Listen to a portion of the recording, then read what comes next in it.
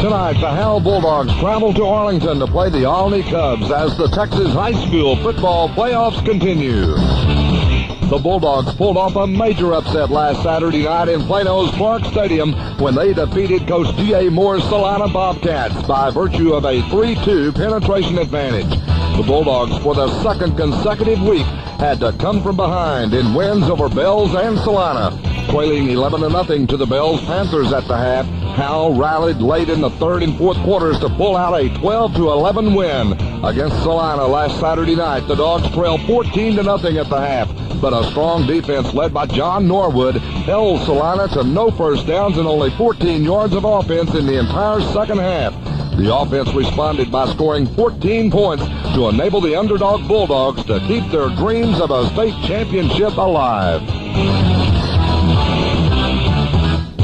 The Olney Cubs, on the other hand, might have pulled off an even bigger upset by defeating the heavily favored Jacksboro Tigers 26-7 in a first-round playoff game last week. The Cubs entered the contest with Jacksboro having the worst one-loss record among the teams in the playoffs, with only 3 wins against 7 losses. The Cubs are no strangers to the playoffs, however, and their strong early schedule has proved its value in preparing the Cubs for yet another trip to the playoffs. 2 teams with almost the same storyline should make for another interesting and exciting football game, and we're glad you could join us tonight to be a part of it right here on KMKT 104.9 FM.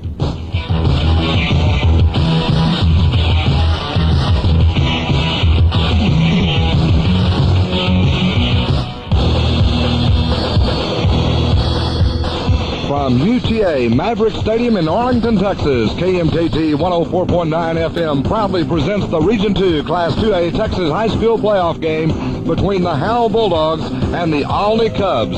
Tonight's game broadcast is being brought to you in part by the following Howe Bulldog sponsors: Northland Cable TV, the Howe State Bank, Howe Athletic Booster Club, MagnaFab, Sherman Steel Company, Howe Concrete, Jerry Justice Siding Company, Tommy Mart Stores, Wellborn Music of Durant, Oklahoma, Popeye's Famous Fried Chicken, Grayson Sports Medicine, Charlotte's Country Cuts, and by the First United Methodist Church. Make it a point to show your appreciation for their sponsorship by thanking them personally and by doing your business with them. Remember, it's because of these sponsors that we're able to broadcast the games for those of you that could not attend.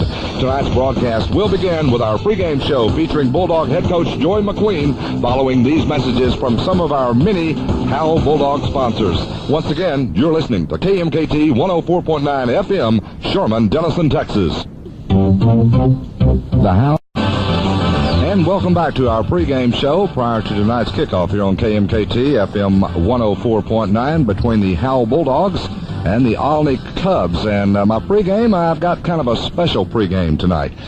With me is Vicki, and of course Vicki, everybody knows around Howe, is the wife of Coach Joy McQueen. And Vicki, I want to thank you for joining us for our pregame show. Thank you. Now, Vicki, I know you've been kind of riding my back for a couple of weeks now prior to this game because I picked against the old Howe Bulldogs with Bells and also with Salina, and you kind of made me eat my words. You put that big old trophy right up in front of my nose last Saturday night, and I want to tell you, I want to congratulate you. You're one of the finest backers, I guess, of Howe Bulldog football, I guess, I could think of, and you certainly did. You made me see the light. Well, I appreciate it, and if you believe, you can keep on going. Let me ask you something. What was the feeling, really and truly, last week in your heart when that clock went off and the gun sounded to end the game and it was announced that the Howe Bulldogs would advance because of penetrations? Well, when we came to Howe, we were all ready to get started, and we were anxious to do a good job here. And, of course, my husband, he's very motivated, and he's got us going, and I just felt in our heart that really and truly I just started crying because it was so exciting and hard to believe that we could just go this far and achieve what we've achieved. Now, Joy, as I understand it, you met your wife while you were going to high school, is that right? Yes, sir, that's right. Been kind of childhood sweethearts all through your whole life. I guess so. Okay. Tell us a little bit how this got started, how you met her, and how the superintendent at Howe High School, Pete Simmons, has had so much a part of your life. Well, I guess, Vicki, when we first met, like you said, we went through school all through the Ballinger High School and Ballinger Independent School District all our life, and then we both decided we wanted to get married before we went to college, you know, because we had been dating for at least 3 years in high school, and it turned out that we got married and went up to Denton and went to college there. And before that, I had met Mr. Simmons. He came to Ballinger as our head football coach when I was a sophomore, and he played a big part in my life because he and the rest of the coaching staff really influenced us and showed us that you learn more than just winning on a football team. You learn program. You learn how to have character and pride and discipline, and he still instills that today into our school system. And I think he's one of the best men that I've ever met in my life, and I think he's a real inspiration to us. Vicki, I know prior to the game last week I had a chance to talk to Pete, and you came up into the press box, and we were talking, and Pete come up and kind of gave you a big old hug around the neck and said, "This is my daughter," and and all this, and it is kind of a real family atmosphere there for you, I guess, in Howe. That's right, because I don't know if you know it, but I was cheerleader when Joey was quarterback, and we just were all in it together and did all the pep rallies and everything together and worked real well together. So it's just really close, and Mr. Simmons' wife Linda and I teach together now, so it's special too. I know, in watching the fans for the Howe Bulldogs last week, I really have to commend the fans, and I think that says a lot for your community. They were all very sportsmanship in terms of you know, not overreacting to certain things, but reacting when necessary to get the Bulldogs on their feet. I didn't hear any harsh words when they were down 14-0. I just heard and kept hearing that we're going to come back, and that's the kind of pride in a fan that you'd like to have. And boy, with that Howe Bulldog marching band out there, that really makes it hard to beat the Bulldogs. You're right, BKO.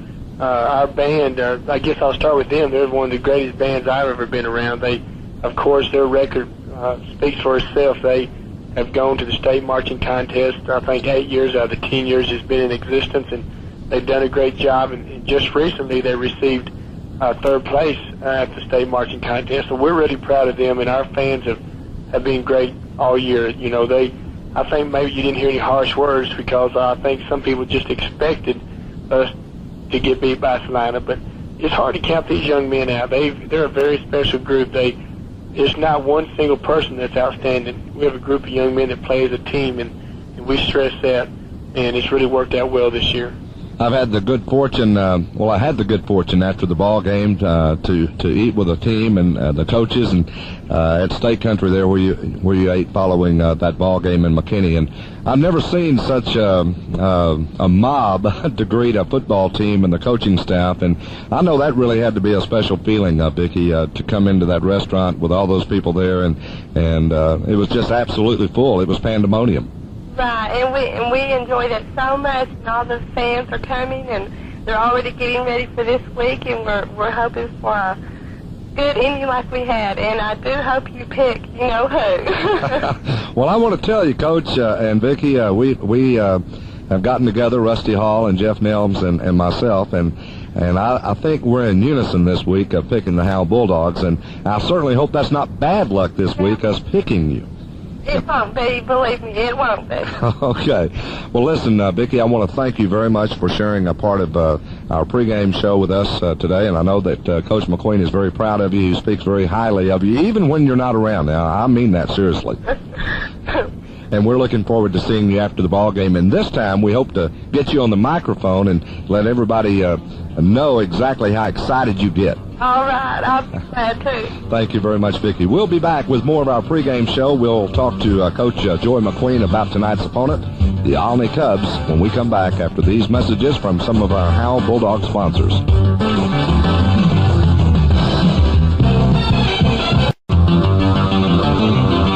Once again, welcome back to our pregame show. We're just about ready to get this big kickoff underway tonight between the Howe Bulldogs and the Olney Cubs. And, Coach, I know this is another exciting moment for you. Last week, I talked to you about the possibilities of beating the Salina Bobcats. And I must say that you had a lot of confidence in your team. You didn't say we're going to go out there and do this, that, or this, but you felt like that your team as a defense could stop Salina, and I'm not even sure if you realized you could stop Salina the way you did.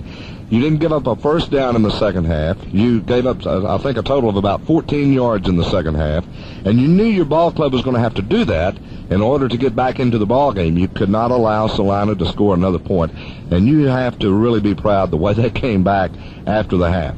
Oh, yes, sir, you're right. Our defense played very well. When you asked me, how we thought we would do against Salina, well, I told you that I'd be really disappointed if our kids didn't make a good showing, and they did, and our defense has played well all year, BK, as you know, and they've really worked hard, and our offense is finally coming around. And I know when we scored that first touchdown and then was driving down for the second one, Sean Stevenson made a great catch, and he came off the field, and I thought he was going to tackle me because he was so excited, saying, "Coach, we can do it, we can do it." And when they have that kind of excitement, it's a plus for the whole team, and it really worked out well. You know what I guess is really enlightening is in the first half, if I recall, on a pass play and from Carson, and it was intended to Damian Harden, and the pass was right there. I believe it went right through his hands, and that to me looked like it was going to be 6 points had he caught that football. But boy, did he ever make up for it in the second half. Yes, sir, you're right. That we ran a kind of a sprint out, throw back to our tight end, and we were right through his hands. And of course, on the touchdown play that Damian caught, he made a sensational catch. Wade did a good job of just getting it off. We blocked backside with our running back, and he went a little bit too wide and let the man slip in. So when Wade turned around, there's the guy right in his face, and he just threw the ball up. Damian made a great adjustment on it and went up and made a great catch. And I guess the Lord's just on our side. I really think this team is destined for some good things. It's just, I told him 5 weeks ago that the Lord was testing us, and each week they've met the test. Coach, let's go back to that one pass play there a moment ago. As an announcer, I try not to be too premature with my calls, but I was on that one because it looked like, from my vantage point, that, of course, I knew Wade had the big rush, and it looked like he just was trying to throw the ball out as far as he could and give the receiver a chance, but I thought he had thrown it too far. I thought he threw it out of the end zone, and in actuality, it was a little bit too short. He just threw it real high, and Damian made a great adjustment to the football. The defenders were not looking, and he makes the catch. You don't teach that. That just really has to come naturally. Yes, sir, you're right. Of course, what we really want to do is throw it more towards the sideline, so we're running away from the defenders. But I think the factor there was that the guy was right in Wade's face, and he just threw it in the general direction, and Damon just, made, like I said, a good adjustment and came up with a good catch. And Damon had done a great job all year, and along with Monty Walker, our other tight end. But it just seems that Damon's a good athlete, and he can do a lot of things for us. This game was a game of field position, and you felt like it would have to be that for your ball club, I think, to have a chance. And in the early portions of this ball game, in fact, all the way through the first quarter, you were getting better field position with each change of the football. And all of a sudden, you had them backed up on their own 4-yard line, and they break the 96-yard run. That had to be very disappointing at that point. Oh, yes, sir. It's just like a dream, where you see someone running all the way down the field, and you're hoping it's not true. But on that certain play right there, we have where our cornerback should have been coming up hard, and he just kind of stood there, and therefore they kicked our end down. We had no pressure from a cornerback, and he just sprinted 97 yards, which, knowing as explosive as Salina is, you would think that the night would be over. But our kids, they had 170 yards the first half, and 130 of those yards were on 2 plays. So our defense really played a great game other than those 2 big plays. There was one other time that I recall where Mike Bruce, their fine little running back, got loose, and it looked like he was gone, and then the pride of the Bulldog defense really showed in this one, especially I believe it was Chris Hartwell who ran him down from behind. I had no earthly idea Hartwell was that fast or Mike Bruce was that slow, but he was picking up 6 yards to every one that Mike Bruce was taking. That showed something of desire there to me.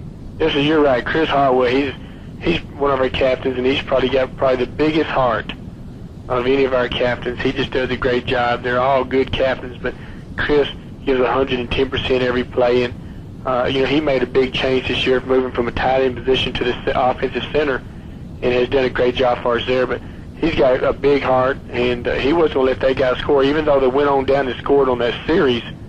It showed that we're not going to give up very easily. Matt Cavender come up with some big plays in this ball game. John Norwood, your fine linebacker, he just had another outstanding game. Monty Walker, you get the good punting that you had to have in this ball game, and Monty also got those 2 key extra points, so he really had a good ball game himself. Yes, so you're right. All those men that you just named had a great game. Matt Cavender plays our cornerback position, and Matt had been alternating on offense, and he mainly plays defense right now, but he does a great job. Our kids, secondary-wise, have been aggressive playing man coverage in the secondary, and I think that's really helped us. It makes you more aggressive knowing that you've got to be ready and you know who you have. John Norwood has just been the mainstay of our defense. He's a captain of our defense, and he's a very intelligent young man, and he does a great job. And, I'm so proud of every one of our defensive players. Number 66, Jason Mitchell is only a sophomore, and he is quicker than a cat. As you know, we're not very big, so we have to build on quickness, and he's done a great job along with Daniel Williams and Kevin Gray, Shane. And Jerry Powell also, I guess. Jerry Powell, you look at him, he's not very big, but he does his job, and he'll work hard at it. Jerry's just a great young man. Well, there were so many close calls in this ball game. Your defensive backs, I thought, just covered their receivers like a blanket most of the night, and guys like Scott Grogan and Sean Stevenson, who you mentioned, Wade Carson coming up with some big plays, knockdowns on some passes. One in particular where it looked like they were going to be able to pick up the first down when they were, I believe, at the 43. They only had to penetrate the 20 to be ahead of you on penetrations, and boy, at that point, your defense, after that pass was knocked down, they just really went after the quarterback, got a couple of sacks in there, and the ball game, for all intent and purposes, was over. That's exactly right. I think you can give that credit, the coverage to the secondary. They did a great job, and then that good pass rush we had coming inside. Of course, the line was just trying to drop back and just throw it deep, and especially the last play of their series, we sacked them. So you can give credit to our defensive line and see how hard they worked all year, and these men deserve the credit. Well, I don't want to spend all night on the defense, and I guarantee I could, but the offense came to life again in the second half. Actually, in the first half, they did very well. They moved the ball, just had a couple of things that kind of went against them, but in the second half, they didn't seem to let that bother them, and they came back with the running of Michael Bailey. I think that really set up everything else for you offensively. When he got running, everything else seemed to gel for you. Yes, so you're right. Michael Bailey's done an exceptional job for us this year. He has about 900 yards rushing this year, and he's only a junior, along with Domingo Rivera and Michael Ross. John Norwood went in there a couple of times, and then with our wingbacks, Sean Stevenson and James Fulinchek, those young men do a great job, and I'm very proud of them. They, at the first of the year, we were very inconsistent, and I think it's due to the fact now that our offensive line has become more experienced, and they're doing a better job, and the holes are there, and when you get a little scat back on the AstroTurf like Michael Bailey, he can cut on a dime, and I think he did that a few times against Atlanta. He would have broken that long one for maybe a touchdown if he just had a little more speed. So we're not very fast, but we've got somebody with heart and quickness. Well, I know one thing, Michael Bailey, I just love the way he sets up his blocks. I mean, he waits a little bit for the block, and boy, when it's there, he's gone. That's right. It's just a quickness right there. Michael is quicker than a cat. We call him the rat because Coach Simmons, my defensive and my special teams coach, said that the rat will go for the cheese, and the cheese is the touchdown, and he does a great job. He's just like a little rat trying to run through something. Well, you mentioned the offensive line, and why don't we name them? Chris Hartwell, Kevin Gray, Jared Powell. Boy, this guy had a good ball game, as did Trey Dedman, Monty Brown, Damian Harden. All those guys just did a tremendous job. Joey McMillian threw a couple of pretty good key blocks there on some end runs. He got in the way of a couple of those defenders, and actually because of that, your ball carrier was able to make several more yards. Yes, so you're right. Our offensive line, like I said, just really come on there. At the first of the year, someone said, well, y'all just young, but it's not that we're young. We have 4 seniors on that offensive line, but it's just we were inexperienced. Only having they never had any varsity experience, no starting job. So, all it took was a little bit of pressure under the Friday night lights, and then we finally came around, and they understand that they're going to come out, and when it's out in practice time, it's our time, and they're going to work hard while they're out there. And I think that's something that really attributed to these young men coming on and playing hard at Salina. Coach, the effect that Domingo Rivera has had at fullback and allowing John Norwood to more or less spend most of his time on defense and concentrating in that area, Domingo really showed me why you felt like this guy needed to be back there. He just is a tremendous blocker, and he's also a very good running back. And for Michael Bailey, boy, I'll tell you, Michael's got to love this guy. Oh, he does. Michael and Domingo are probably they're probably best friends, and Domingo did a great job when Michael broke that long run on it was a draw play, and Domingo got a great block along with the rest of the people, but he's one who keyed the run, and Domingo runs hard. Domingo's not slow himself, and he runs pretty well, and especially at the fullback position, he hits the trap real well, and he also catches the ball real well. So Domingo's just been an asset to our offensive program. He's done a great job, and a good thing about that is he's only a junior. When our pregame show continues here in just a few moments, we'll wrap it up by talking about the opponent for tonight, the Olney Cubs. Congratulations to the Howe Bulldogs, Coach Joey McQueen and his coaching staff for another great season, and continued best wishes for the rest of the season.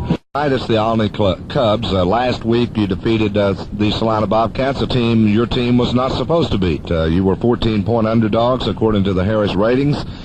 This week, you're supposed to beat this team, according to most of the people that I've talked to, and it's kind of obvious as to why I guess these people expect that, because they only have a record of 4-7, I believe, and they finished the regular season at 3-7. Not overly impressive in terms of their record, but you have to look at their last win against Jacksboro, winning it easily, 26-7 in the first round of the playoffs, and earlier. To show you how much they've improved, they were beaten by Jacksboro in a non-district game 27-0. So this team has definitely turned it around, and at the right time, I guess.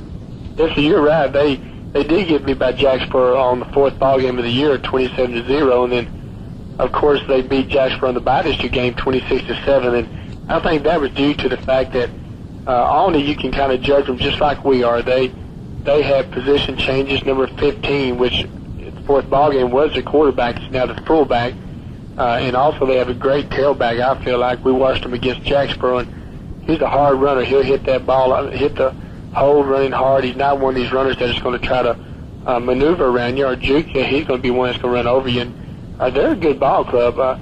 Even though they're 4-7, if we overlook that, we're in trouble. They come back and they beat Electra the last ball game of the year, kind of like we did, to get to the playoffs. And then, of course, they're just like us. They're happy to be here. They have nothing to lose and everything to prove. So they're a good ball club, and anything can happen on Friday night. I don't know how you map out these guys, especially defensively. When you look at them, they've got three Codys up there, Cody Dixon, Cody Slater, and Cody Clifton. They play in that defensive backfield, and I understand all three of them are very good at going to the football. But as I understand it, they react very quickly. That might mean that Carson might want to pump fake a couple of times and let loose with Joey McMillian on a fly pattern or something. Is that possible? Yes, sir, that's possible. Like you said, they play kind of a split defense, and also they'll shift over to where it looks like a nose. They kind of put a men safety in a pyramid look so that it looks like it's a pyramid where the guy can fill the lanes and drop back and cover, but obviously, I really think that we can drive on them and throw the ball on them. If everything goes right and we play error-free ball like we did against Salina, well, I think everyone will be proud of us.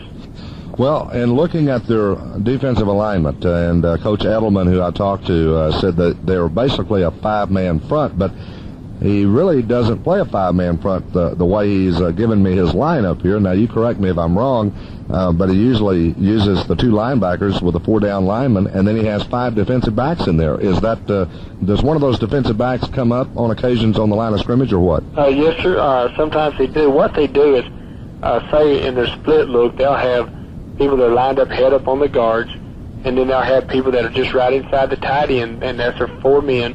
Then they have two linebackers right behind their defensive guards, and then they have a guy right behind the linebacker.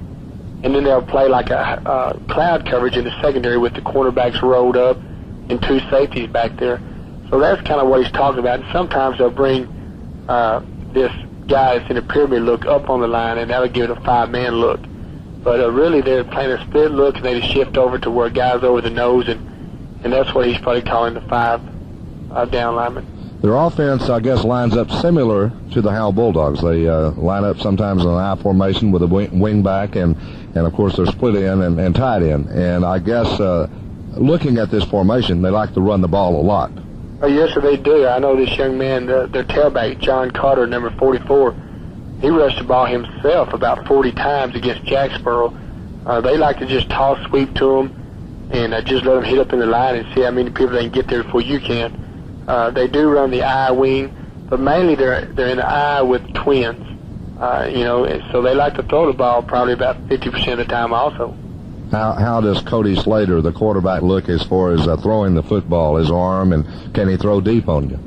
He definitely could throw it deep. I don't know how accurate he would be, but he's more of a sprint-out quarterback that's going to hit the people dragging across or people curling or someone like that. But he is definitely not a straight drop-back passer. Okay, Coach, will you have any particular emphasis on defense as far as maybe keying on a John Carter, or will you have somebody being a spy on this guy and looking and going where he goes? Well, no, sir, we're not just specifically spying on one certain person. Of course, Billy Hill, my defense coordinator, has done such a great job of putting the defensive plan together all year that we're basically, this is kind of a week where, we can just play base defense, and they don't run a whole lot of trick stuff. They're not just real fast. They're quick, but, they're not explosive like Salina, so we're hoping that we can just do the right thing and get to the right place, and hopefully we'll beat them before they will. Well, Coach, I know I'm looking forward to another good football game tonight. I think the Bulldogs may be just, as you say, they may be a destined team, a Cinderella team that could win it all this year. I feel like, and I have every year, that a team that can go in playing the best defense has the greatest chance of going a long way in the playoffs. And your defense certainly has proven to me to be one of the best in the Class 2A level, and maybe even above that. But you got to feel that confidence too, and I can kind of hear that in your voice. Each and every week, it gets a little bit more stronger. Yes, sir, you're right. Of course, we are confident. Naturally, BK, you could think that the kids would be down, just because we've had 2 big wins the last week, and naturally, that's probably going to happen. But we as a coaching staff have prepared them well this week, and we know that could be a letdown. But our kids, we're emphasizing that just because they're 4-7 and we're picked to beat them. Well, you can't overlook them, and we have confidence, but it's not confidence where we think we're cocky. We have not ordered any T-shirts, I guarantee that. Okay. Coach, UTA Maverick Stadium, how does it compare with Plano Clark Stadium where you played last week?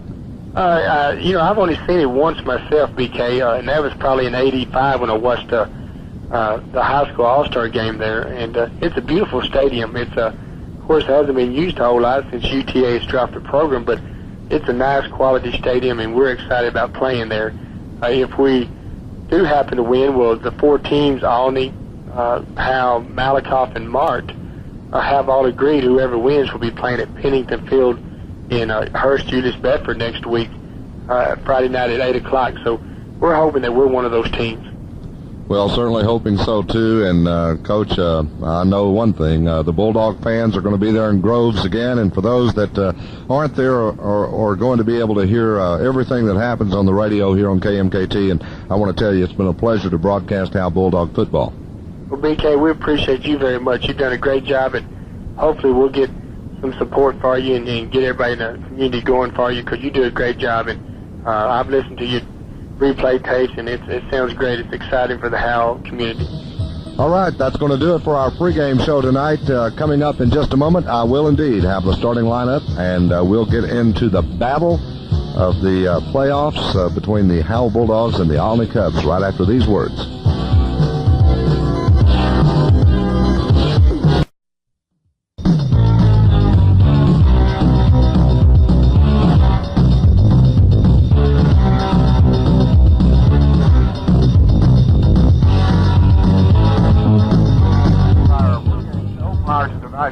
Between the Olney Cubs and the Howe Bulldogs. Prior to getting into the starting lineup and the kickoff, I have with me the head football coach for the Olney Cubs, Danny Edelman. And Coach Edelman, I know this is an exciting time for you and your ball players. Pulling off the big upset last week over Jacksboro. How do you think that'll carry over in tonight's game against a very good Howe Bulldog team?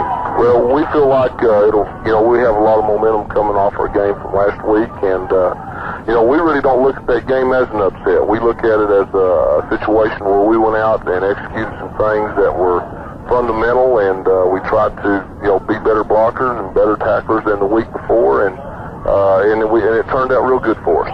What about the Howe Bulldogs? You were able to see them last week, Saturday, at Plano Park Stadium in their upset against the Salina Bobcats.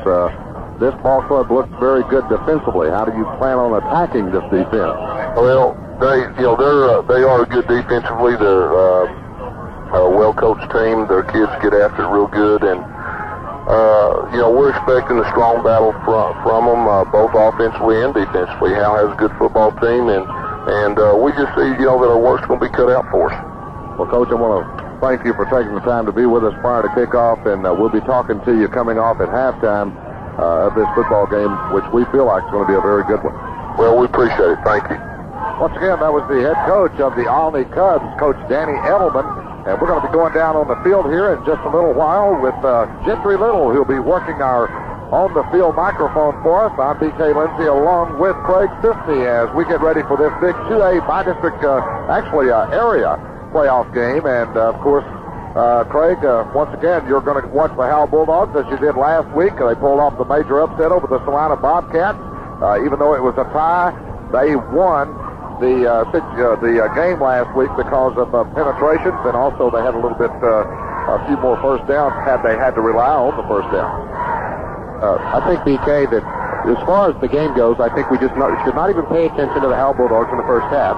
They showed us the last 2 weeks that they don't have much offensive attack and that they don't like to score in the first half. So I think the second half is when this game will really be important to watch. That's when Coach Joey McQueen's team really likes to show its offensive strength. They usually, as they've shown, like to get down. I don't know if you would want to say like, but they do get down in the first half. Their offense doesn't really get started, and their defense just happens to keep them in the game. Second half comes along, their offense and defense get a lot tougher, and they just seem to win. If they keep pace with what they've been doing the last several weeks, they will be down 17-0 at halftime to Olney tonight, and then they will come back and win, because if you remember 2 weeks ago against Bells, they were down 11-0. They came back and win. They were down 14-0, which was 3 points more than what they were down to Bells. And if they keep that up, it'll be 17-0, and they should come back and win. Let's go down on the field now with Craig. Not with Craig. You're up here tonight, Craig. I'm all confused. At any rate, Gentry Little is on the field, and we're going to go down with him here in just a little while as we go down for the coin toss. But for some reason or another, Craig, the ball players are a little bit late getting out on the field, so I guess we'll have to wait and see as far as when we do go down on the field with Gentry Little. At any rate, let me give you the starting lineup for Howe Bulldog defense. At left safety, number 11, Scott Grogan, a 145-pound junior. The right safety will be number 7, Wade Carson, a 160-pound senior. The left corner will be number 16, Matt Cavender, a 150-pound senior. The right corner, number 20, Sean Stevenson, a 165-pound senior. The linebackers on the left side, number 42, Monty Walker, a 200-pound junior. And number 32, John Norwood, will man the right linebacker position, a 185-pound senior. The nose guard will be Kevin Gray, number 64, a 175-pound senior. The left defensive end, number 55, Jerry Powell, a 165-pound senior. The right end, number 65, Chris Hartwell. He is a 165-pound senior. The tackle at left tackle, Jason Mitchison, a 185-pound sophomore. And at right tackle, number 56, Daniel Williams, a 170-pound senior, as the Howe Bulldogs make their way on the field. There's all kinds of black and white balloons they have let loose here at UTA Maverick Stadium. Quite a sight, Craig, and certainly at this beautiful stadium where no longer college football is played here, and that's almost an injustice. It is, BK. This is such a well-kept and nice stadium. It's outfitted very nicely for a very big crowd. Not quite as big so far this evening as these are two smaller schools, but it's just perfect, I think, for both these teams. And if you remember, as we talked after the game last week to Coach McQueen, he said he wanted to stay on artificial turf. He got his wish in playing here this weekend at UTA. And as long as I think he can be on turf, he'll be happy. And as well as playing on turf, which is one of his wishes, he's gotten a beautiful night for football with no wind. All right, let's go to the offense for the Olney Cubs. At center, number 52, Jackie Kimbrough, a 165-pound senior. The left guard, number 72, David LeBron, a 175-pound senior. Steve Willis, a 175-pound sophomore, number 60. The right tackle, Jimmy Key, 225 pounds, a senior. The left tackle, Philip Rogers, a number 76. Let's go down to the field, though. I'll give you the rest of the lineup as we get ready for the coin toss. Let's go down to Gentry Little. Okay, BK, we are down here on the 50-yard line. We're going to witness the coin flip. The captains introducing themselves. The field right now has got a dew on the top surface of it.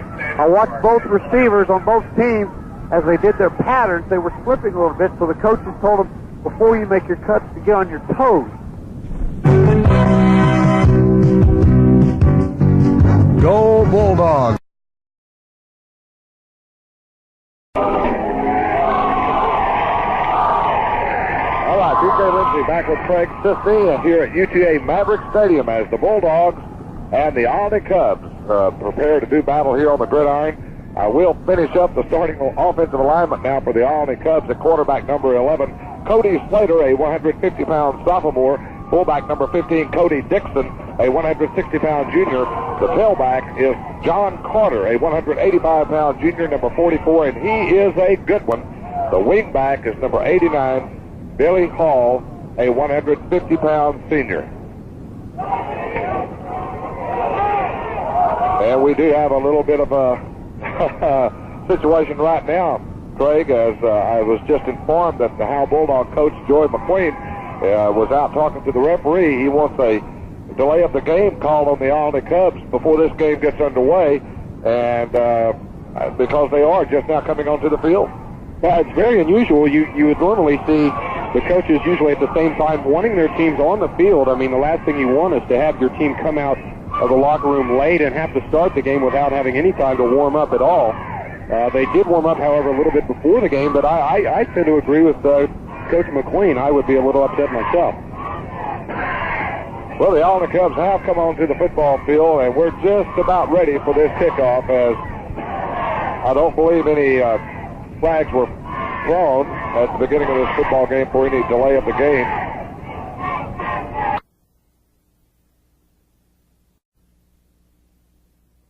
It's a beautiful night for football here in Arlington, Texas. I tell you, Craig, I was a little bit worried a couple of days ago as the rain was falling, and we looked to have some bad weather on maybe on this Friday night, but certainly it's turned out to be just a fantastic night. And I think there are also a couple of coaches here both on the field right now that may have been thinking the same thing. I mean, there has been so much rain in the last couple of days that, especially on artificial turf, it can tend to be very slippery, but they lucked out and it cleared up and became a beautiful day this afternoon. And if there was any kind of water left on the field, hopefully for both teams it would have dried up.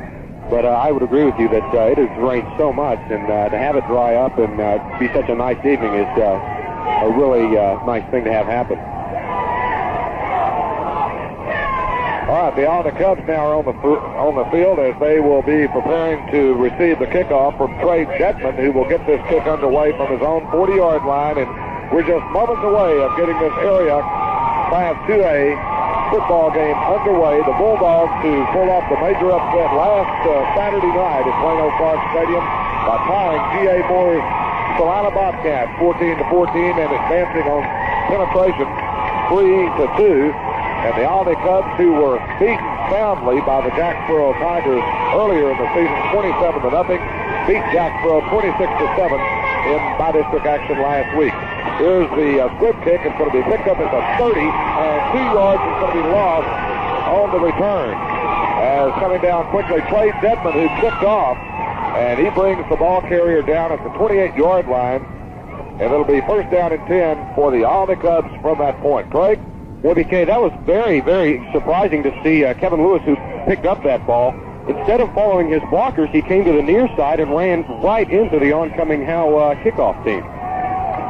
High formation set up by the Olney Cubs. Once again in the backfield, Cody Slater at quarterback, Cody Dixon the fullback, John Carter is the tailback, and the slot will be Billy Hall. Here's the pitch back, and it'll go to John Carter to the right side. Got a pretty good opening there across the 30 to the 32-yard line.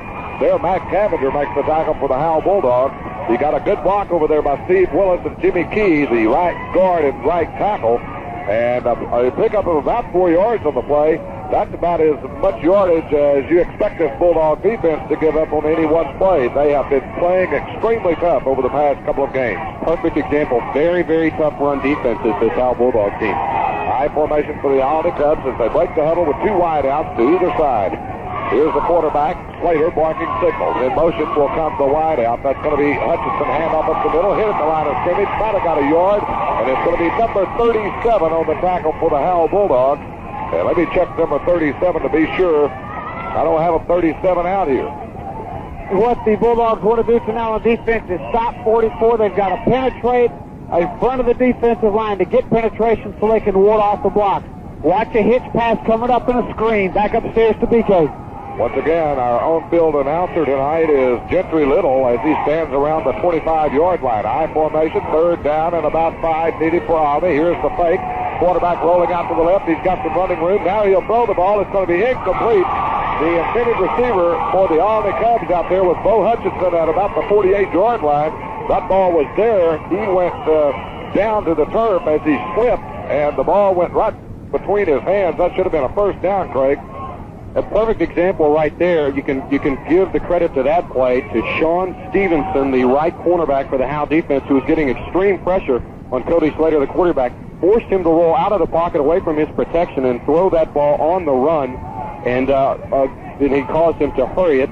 He is still down on the turf is Sean Stevenson, and you have to hope he's not too seriously hurt, but he did take a pretty vicious hit by one of the linemen on the offensive line of Olney. Let's go down to the field with Gentry Little. All right, BK, we're down here with the Howe cheerleaders, and they want to give the crowd back on listening in Radio Land a big cheer for the Bulldogs. Back upstairs. Well, that was a short cheer, Craig. Very short cheer. I think that was the short version as opposed to the long version. Yes, okay. Back to punt for the Olney Cubs, number 88, Justin Campbell.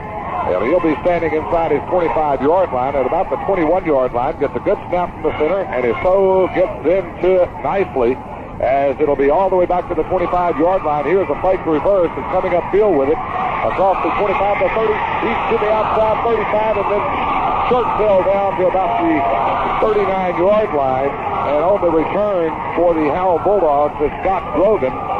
But, boy, somebody grabbed him up around the neck, around the shoulder pad area, and just yanked him down at the 39, Craig. That was a tough tackle, but a good run back. Very vicious tackle, but I think what set up that nice return, BK, was Scott Grogan faked the reverse handoff to one of his teammates, and it kind of threw off the defensive team coming down to try to tackle him and gave him a couple holes to run through. Wideouts for Howe will be Matt Cavender and Joey McMillian. High formation otherwise. Here's Carson handing it off first back through. That's going to be Domingo Rivera across the 40 out to the 41-yard line. There he's hit by Jimmy Key, the tackle, and it'll be a gain of about 2 on the play. Bring up 2nd down and 8 for the Howe Bulldogs. Now, the Bulldogs want to establish the running game. There's no question. Both these teams want to establish the running games because they really don't like to pass all that much, although Carson is, I think, much the better passer from what I can understand. Split backfield, 2 wide receivers to the left side as the Bulldogs break the huddle. Here's the quick handoff, and it will go inside to number 10. And, of course, number 10 is Michael Ross, who has played some outstanding football for the Howe Bulldogs over the past 2 or 3 games, especially coming in for the injured Michael Bailey on occasion. And Bailey is not in the backfield right now, and I'm not sure as to why not. Maybe he is suffering still somewhat with an injury. I'm not sure, but we'll check that out later. Up over the football at center is Chris Hartwell for the Bulldogs, facing 3rd down and 4. Wing set formation, 2 backs in the backfield. Here's the fake by Carson to the left, rolling out that way. Looks downfield, nobody open, going to have to tuck and run. Be run out of bounds at the 45, short of the first down by about 5. So it'll be punt time for the Howe Bulldogs. Good defense by the secondary by the Olney Cubs, Craig, because nobody was open downfield. That's exactly what I was going to say, BK. You can credit that pass by Wade Carson not getting off because the secondary was playing so well on the receivers of the Howe Bulldogs, thus, giving Wade Carson no one to throw to and having to tuck it down himself and run it out of bounds. And we're going to go down to the field to Gentry Little after this punt. There was an injury on, for one of the Bulldog players, I think.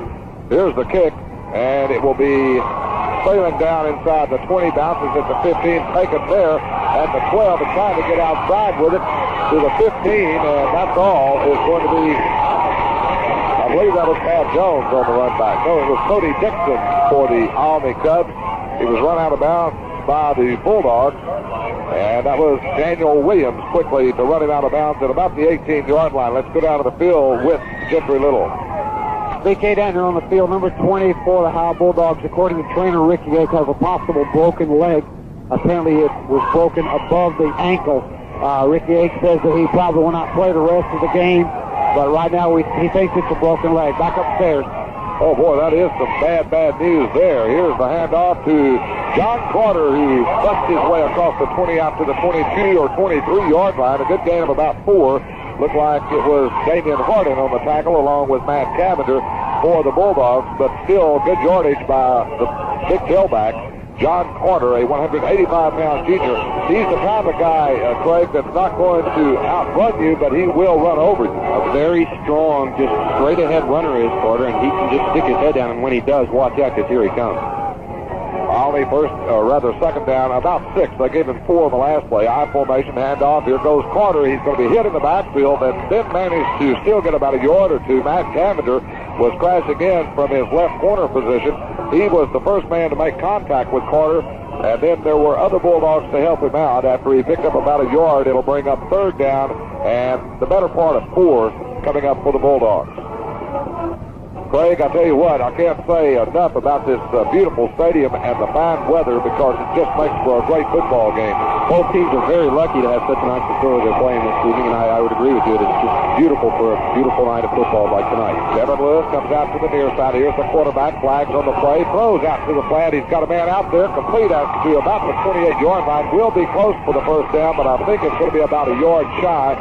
But as I said, there was a flag on the play, and I believe this is going to be illegal procedure against Olney.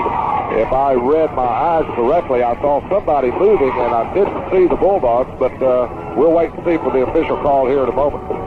BK, I want to get back to something that Gentry Little mentioned to us down on the field. Sean Stevenson is the player that went down in the first series with the possible broken leg that we were told about. And this will be a very critical blow for Howe and their defense if it is indeed a break, because he is a senior as Sean Stevenson. And you would hate to see a senior have to go down with as much leadership experience as he has.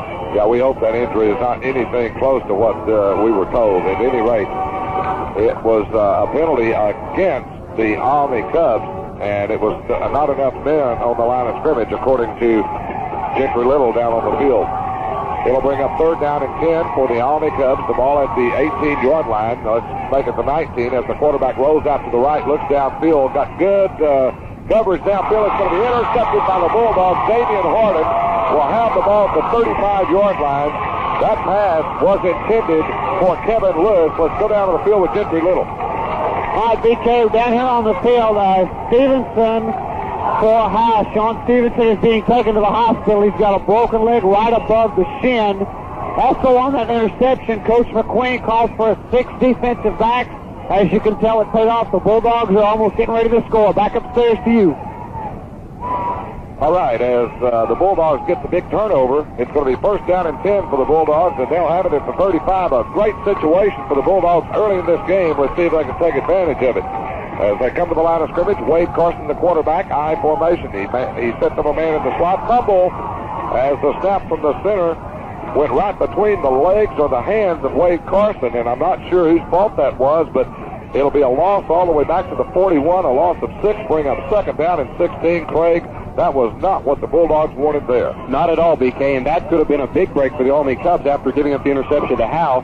To get the ball right back on a fumble by the Howe Bulldogs would have been very critical. Luckily, Carson was able to jump back on the ball, and I think you're right. I don't think the center, Chris Hartwell, even waited for Wade Carson to get under center before he snapped the ball. At any rate, it'll be Chris Hartwell, the center. The guards are Kevin Gray and Jared Powell. The tackles are Monty Brown and Trey Dedman. As the pitch goes in the backfield, intended for Matt Davinger, I believe, fumbles, and it's going to be recovered by Olney. So 2 miscues by the Howe Bulldogs on successive plays, and it's cost them dearly as they had the ball at the Olney 35 following the interception, and now Olney gets the ball back at their own 48 following the fumble. And I thought that was Michael Ross who could not handle the pitch from the quarterback, Wade Carson. So 2 turnovers in a hurry here for both teams. BK, you're right, it was Michael Ross, but he had a great opportunity to fall on the ball and just get it back for Howe. Instead, he tried to pick it up, and he couldn't get the handle. So the jitters for both teams are certainly showing early in this ball game. And again, we have movement on the right side. I believe that was Steve Willis, the right guard for Olney, who jumped offside. It'll cost them 5 yards. And so these teams are certainly, Craig, these 2 teams are certainly not playing their kind of football game as of yet. Now, I'm sure after another 4 or 5 minutes of play, these guys are going to get down to the basic playing of football here. Well, I think you put it very well, BK, when you said that they're showing a lot of jitters and a lot of nervousness at the start of this game. I mean, that's about the best way that you can put it with the amount of turnovers and penalties that we've had. And only, about 7.5 minutes into this game. 6:52 to play in the first quarter. No score as Olney has the football. They have it first down and 15. Here's the handoff. Goes to the first back through. That's Cody Dixon, I believe, with the football. He'll get maybe a small yard out of this one as the Bulldog defense was there, led by their right linebacker, John Norwood, back on the field with Gentry Little. BK, down here on the field, I don't think these kids are used to playing on this harder surface. Right below the turf, there is concrete. And we've already had 2 Howe players go down. One, as we know, has been gone to the hospital. The other one has a sprained wrist. He'll be back upstairs. All right, Olney coming to the line of scrimmage, second down, and they'll need still about 15. They don't give him anything on that last play. High formation, the quarterback takes, fakes, rolls out the pass, looks downfield, had a man wide open at the 50-yard line. And that was number 15, Cody Dixon, who was out there all alone. Somebody made a mistake on the coverage, but the pass was overthrown. Thank goodness for the pass rush by the Howe Bulldogs. BK, and the quarterback, Cody Slater, is showing a lot of nervousness in the pocket. He's panicking, trying to roll out, and he just cleanly overthrew Cody Dixon, who was wide open and had the first down by a mile. Nobody was anywhere near him. Bo Hutchinson goes out to the far side as a wide receiver this time. Billy Hall and Kevin Lewis to the near side. High formation. Here's Slater. Draw play. Goes to Carter. Got a hole. 45 up to the 49. There is tackled there by number 24, Damian Horton. For the Howe Bulldogs, it'll be way short of the first down. Bring up 4th down and 10. And a punting situation now for the Olney Cubs. Well, this Howe defense has certainly proven why they have been so good this year. They just don't buckle under pressure. Even though the offense gave the ball back to Olney, they came out there and did their job again, as they have done all year long.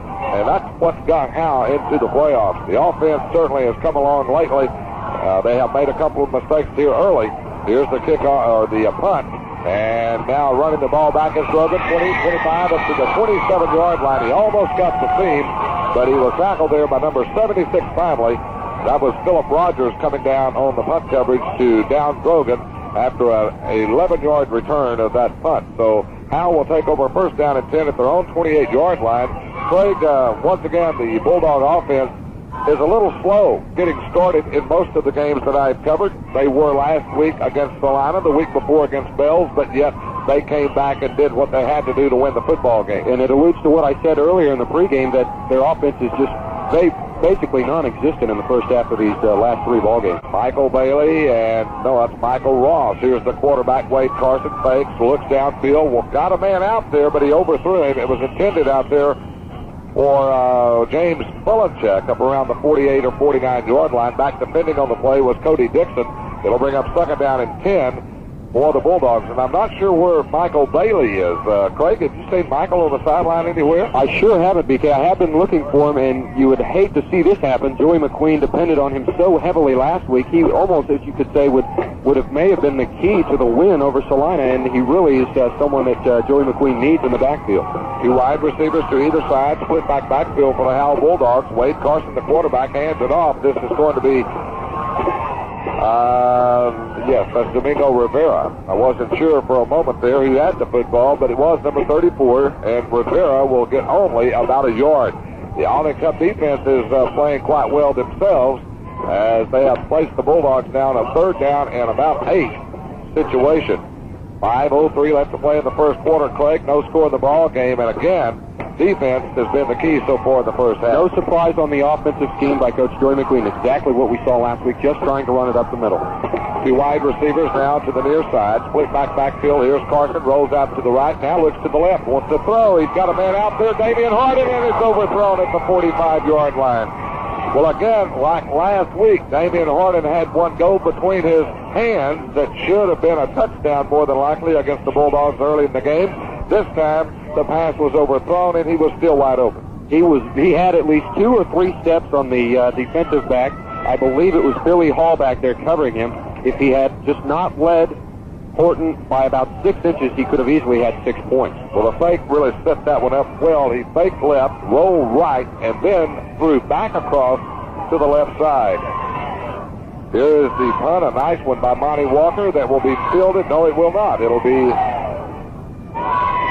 not fielded, and the ball hits at about the 37-yard line. It bounces back up toward the Howe Bulldog goal line at about the 43. So Howe, or rather Olney, will take over in good field position. All right, BK, go ahead and answer the first trivia question we asked our audiences tonight. The first one was, what was the last college football game to be played in this stadium? Well, it was not UTA. It was Abilene Christian University back in 1985 to take on Cameron. Abilene won 35-23. Back upstairs. Once again, Gentry Little with all the trivia questions tonight. I formation for the Olney Cubs. Here's the handoff, and this one is going to gain about 5 or 6 yards all the way up to about the 49-yard line. And that will be Cody Dixon with the football out of the backfield. Cody Dixon is not overly big either. He's only a 160-pound junior. He's the fullback, but he showed a lot of strength that time as he was actually pushing back about 2 or 3 Howe Bulldog defenders. That play, BK, was all Cody Dixon. He didn't really have any blockers in front of him. He was just carrying Howe defenders down the field with it. Second down and 4 facing the Olney Cubs. Split backfield. Wing set. Here's the pitch back goes to Carter trying to get outside. Won't be able to as a nice defensive play by number 42 for the Howe Bulldogs. And boy, that's Monty Walker, and this guy just does it all for the Howe Bulldogs. He and John Norwood, also Kevin Gray, that nose guard, they just complement each other so well, but especially Walker and Norwood, the linebackers. Norwood had an incredible game last week, BK. Was maybe you could say the key to that win against Salina on the defense. Third down and 5, actually let's call it 4 for Olney. Here's the quarterback, Slater, fakes, rolls out to the right, wants to throw, does, it's short, hits in front of Cody Dixon, the intended receiver at about the 47, but the ball was about 3 yards up from him, and actually that pass was just poorly thrown, and as you said a moment ago, in talking about the quarterback, Cody Slater, he does look a little jittery back there, especially on his passing downs. BK, he has not completed a pass yet this evening. Partially give him credit, because he has been under a lot of rush. His offensive line hasn't been doing a great job, but he's also had to hurry the ball, and it has been jittery, and like I said, hasn't completed a pass yet this evening. So back to punt will be Justin Campbell, gets a good snap, and a nice kick that's going to go down to the 10-yard line, and there's Grogan. This time they fake it, and now he's going to run the ball back upfield to the 15, gets out of one tackle up to the 16, and then finally is down around the 18-yard line. And again, it was number 76 coming down there quickly, Philip Rogers. He's been down on the tackle on both of the punts for the Olney Cubs. This guy is a big guy, and he gets downfield quickly, a 190-pounder. And Mr. Grogan, had he got by him, might have had some good running room. Barry may well have nice tackling that time, and you're right. He's going to be a very tired man if the kicker, Justin Campbell, keeps kicking the ball so hard and driving Howe farther back in their own territory, this time behind their own 20-yard line. All right, the Bulldogs come out to the line of scrimmage. 2 wide out. Here's the handoff. Quickly goes to Domingo Rivera, who across the 20 out to the 22 or 23-yard line. I've got to check on this, these numbers. In fact, I'm not too sure that Michael Bailey has not switched numbers on us. I just can't imagine him not being out there. He normally wears number 21, but we'll check on that here in just a moment. All right, as they break the huddle, the Bulldogs facing the second down. They'll need about 6. The ball at the 23-yard line as the Bulldogs, Chris Hartwell, the center, up over the ball. Here's the quick handoff, and here we go up the middle. Pretty good gain this time out near the 27-yard line, and I think that was Michael Bailey. Was it not? Yes, it is. Good to see him in the backfield for the Howe Bulldogs, and it's a very critical play coming up here with 3rd down and about a yard. I think it's very important that the Howe offense at least get 1 first down to try to get themselves out of their own end of the field, because granted, BK, that if they do get themselves in a punting situation, they have a little more leeway to get the ball in the other end of the field. We're down to 2:04 to play in the first quarter. Still no score in the ball game as Carson will hand it off. This is Bailey, gets the first down out to the 32-yard line as Bailey went right behind Monty Brown and Damian Harden to tie it in on that left side. And that's, the first down of this ball game. It may very well be the first down of this ball game. Neither team has done anything spectacular on offense. But as I said, very important that House get the first down. They did, and now they have just a little bit more breathing room to work with because they were backed up to their own 19-yard line to start this drive. They hit 45 to play in the first quarter. First down and 10 for the Bulldogs. They have it at their own 32-yard line. Wade Carson looks over the defense of the Olney Cubs. Here's the quick pitch, goes to Michael Bailey to the right side, trying to get outside. Now cut it back inside across the grain, or back across the grain to about the 37-yard line. As again, he follows his blocking so well. He'll string it all the way out as far as he can, and then if he sees a little opening, he'll cut it up inside, and he did that time for about 4 yards, and most backs would not have gotten more than a yard or 2 out of that play. BK, in this series of drives that Howe is putting together, Michael Bailey, I think, has become the key because they've gotten the first down. They've gone 3 consecutive times to this running back, and he's starting to get some momentum going on the offense, something we haven't seen for Howe lately. Joey McMillian goes to the far side. Coming to the near side as a wide receiver is Matt Cavender. Here is the quarterback handing it off. This is Michael Bailey. Breaks the first tackle, gets to the 40, and then he is creamed at about the 41-yard line by the linebacker, Cody Slater, and also Chris Whitener coming in to really nail him at the 40-yard line. But a good game still by Michael Bailey. Boy, this guy is only a 150-pounder, a junior, but he has got a lot of heart. He doesn't stay down very long when it gets hit hard. A lot of slashing running by Michael Bailey, indeed, BK. Extra effort got 5 yards for him that time. That was a good block, too, by that offensive line. Jerry Powell doing a good deal of it right there. Here's the quick pitch again to Bailey. 40-45 up to the 46, another first down for the Bulldogs. And now the Dogs have something going. They have 2 consecutive first downs as Chris Widener had to come in to make the tackle once again. That'll probably do it for the first quarter of play here at the UTA Maverick Stadium in Arlington. No score in the game, down to 13 seconds. And I don't think we're going to get another play off unless they hurry. 6 seconds, 5 seconds. The Bulldogs come to the line. And that's going to do it for the first quarter. No score in the ball game. We'll be back with more Olney Cub and Howe Bulldog football here on KMKT 104.9 FM after these words.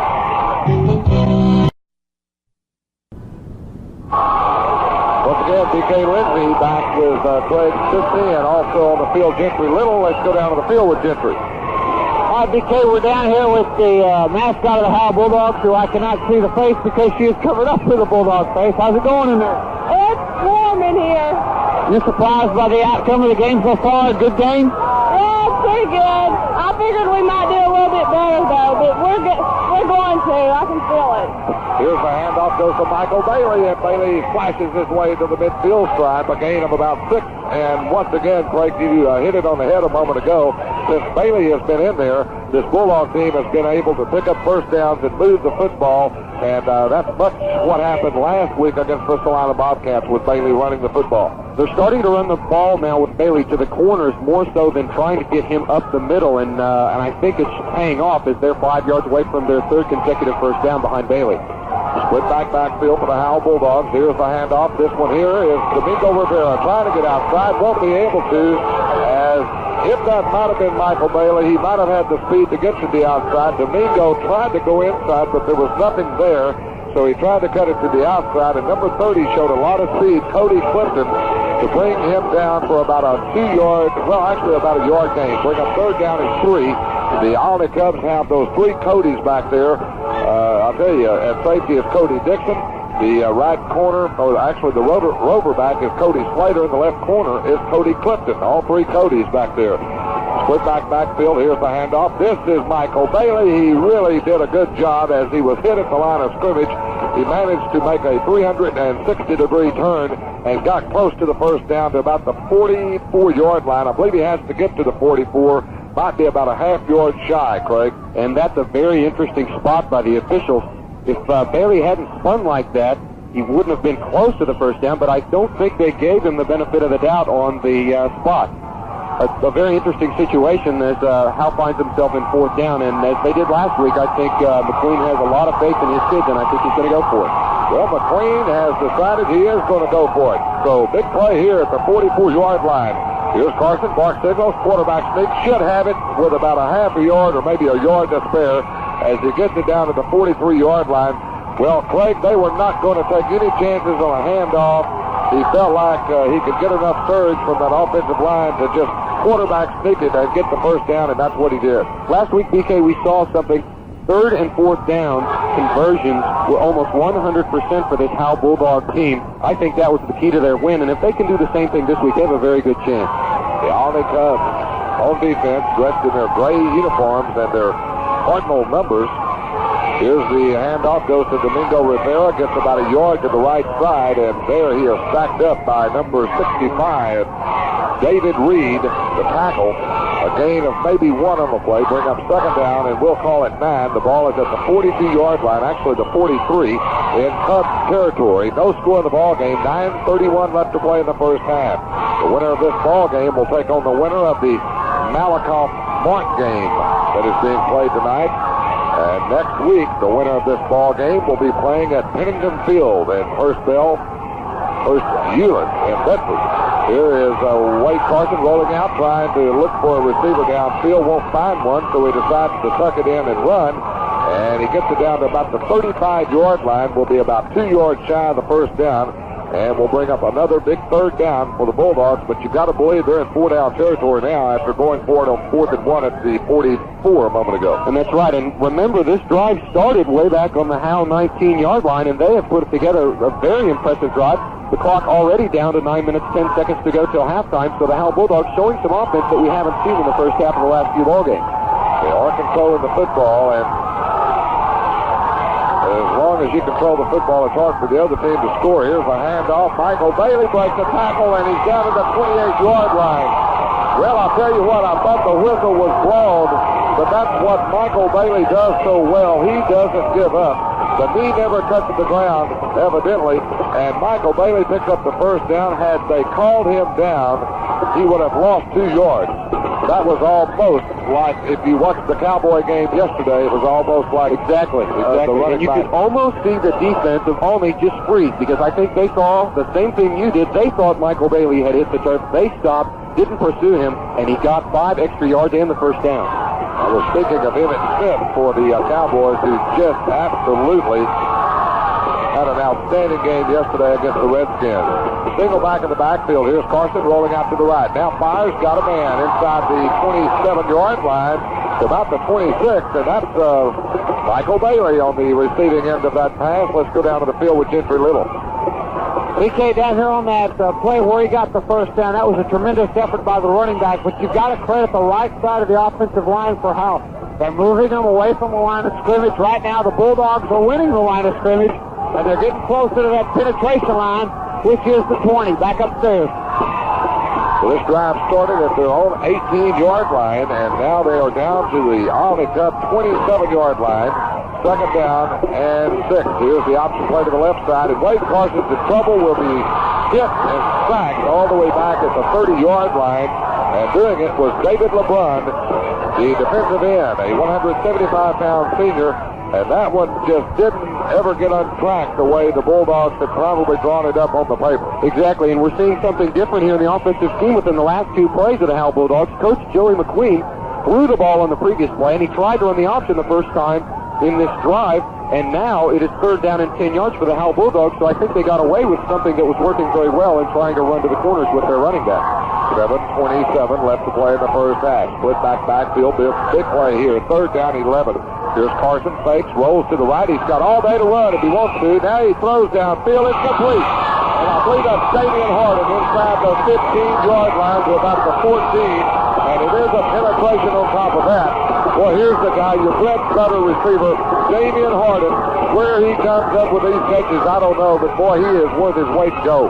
He has got some hands that should be bronze, BK. After the big miss last week that would have led to a touchdown, he has been Mr. Hands and not dropped the ball when it comes his way. A perfect example of that time, just hauling in a pass that looked like it was very much overthrown, getting the first down and getting the penetration for the Howe Bulldogs. 7 minutes left to play in the first half. The Bulldogs have it at the 13 after getting a 3rd down and 11 on that play from, well, here's a handoff, goes to Bailey inside the 10 to the 7-yard line. And Bailey almost broke that one behind Monty Brown and Damian Harden, the tight end, who also threw a good block. 6:41 left to play in this first half, and the Bulldogs are on the move as they have it 2nd down, about 4.5 needed for the first down, and just about 8 needed for the touchdown. Craig, a good drive for the Bulldogs. BK, beautiful drive, and the Howe Bulldogs are just working this clock to death as it's nearing the 6-minute mark till halftime. So Carson has him back to the line. Here's the quick pitch, goes to Michael Bailey. He almost found a little opening over there, and then quick reaction by the Olney Cubs defense brings him down right about the line of scrimmage. And let's go down to Gentry Little. I will. All right, BK, I'm down here by the goalpost watching Howe driving. To tell you how long it's been since they played football here, there are cobwebs and spider webs all over this goalpost, and I can even see the spiders crawling to get a good seat in the house back upstairs. Good observation. Well, hopefully we won't get any spiders on this next play. Here's a little inside reverse, trying to find some running room. Is number 44, that's John Fulenchek, and he gets it down to about the 7-yard line.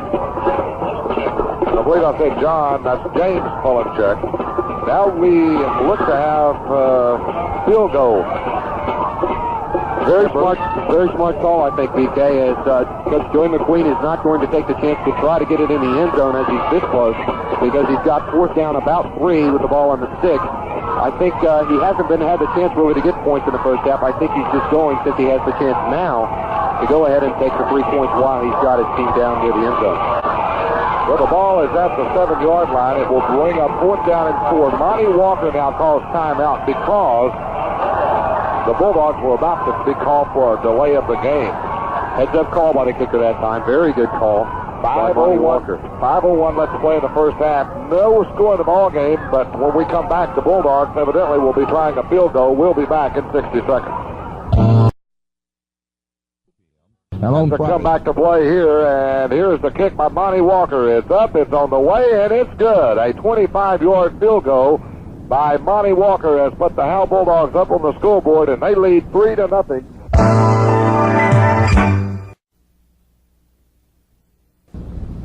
And once again, BK Lindsay back with Craig Sisney and Gentry Little on the field tonight. 4:59 left to play in this first half, and it's 3-0 in favor of the Howe Bulldogs. A 25-yard field goal after the Bulldogs drove it down to the 7-yard line. 75-yard drive, and I don't know how many plays they used, but they did use about 12 minutes of the clock, Greg. That drive lasted an eternity. That has to be one of the longest drives I've ever seen. 20 plays. Wow. Exactly. And they end up with 3 points. Here's the kickoff by Monty Walker. It's going to be high and short and out of bounds at about the 17 or 18-yard line, so the flag will fall, and the Bulldogs will have to kick this one over after a 5-yard penalty.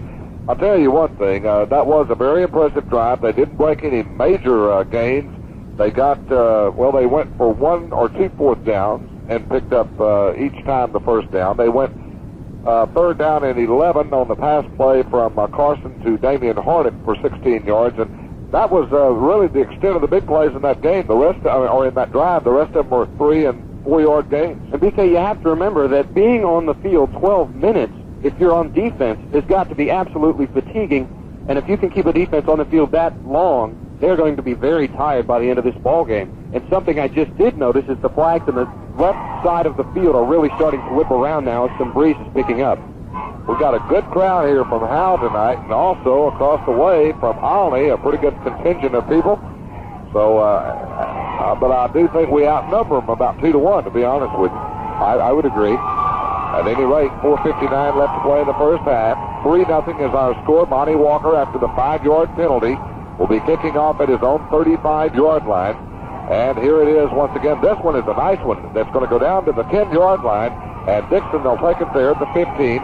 Now they try to run a little fake reverse, and he's going to be down at the 20-yard line as the Bulldogs didn't bite on that fake reverse. And I'm not sure who made that tackle. It was number 73, I believe, for the Bulldogs, who got up off the ball carrier, and that would be Jason Williams. Well, let's go down now with Gentry Little, who has the drum major with him. All right, BK, down here with me is the drum major of the Howe Bulldogs fighting band. And, man, what are y'all going to, what's your name and what are y'all going to play tonight?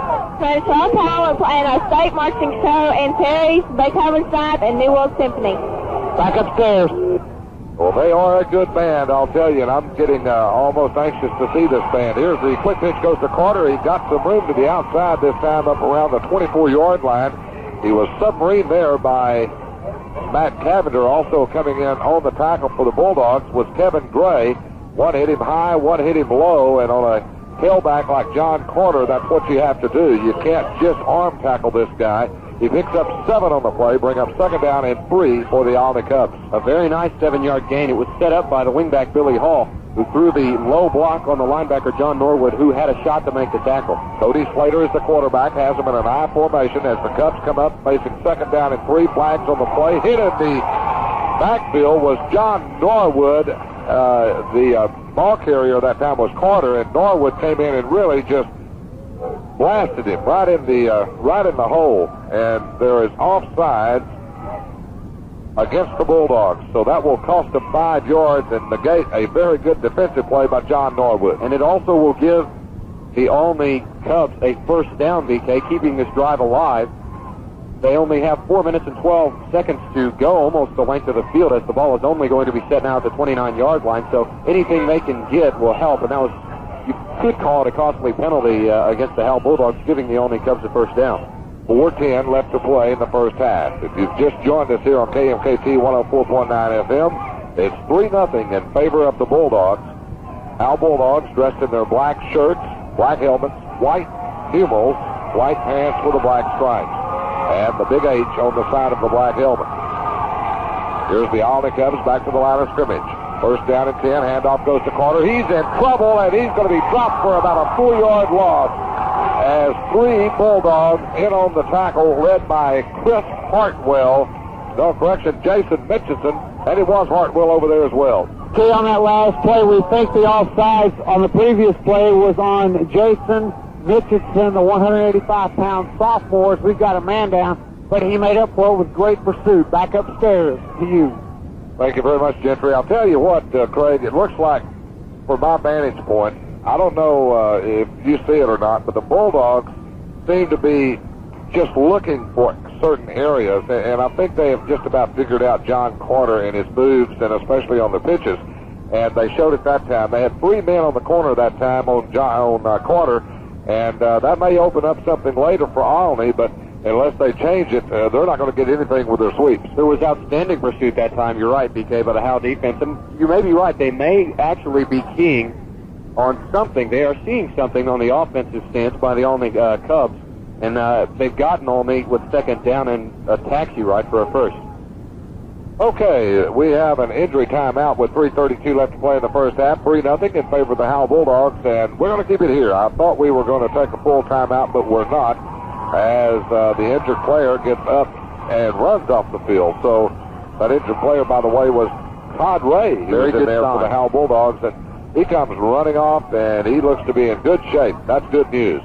3:31 left to play. It's 2nd down and 4 for the Olney Cubs as we go back to play as the Cubs break the huddle, and this defense for the Howe Bulldogs again playing excellent defense. I'm not sure that the Bulldogs are going to know what to do going in at halftime leading in a football game.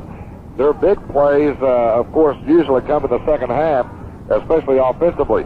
Now we do have a major timeout, as they call it, just as they break the huddle.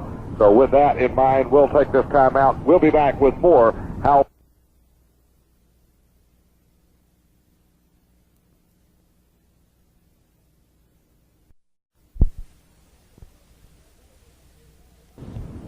Back to pass, shoots one way downfield. He's got a man wide open to the 35, the 30, the 25, the 20, the 15, 10, 5. It is a touchdown for the Olney Cubs as Cody Slater hits a wide open receiver downfield, and I'm not sure. I think that was Bo Hutchinson, the tight end. We'll have to check on that to be sure.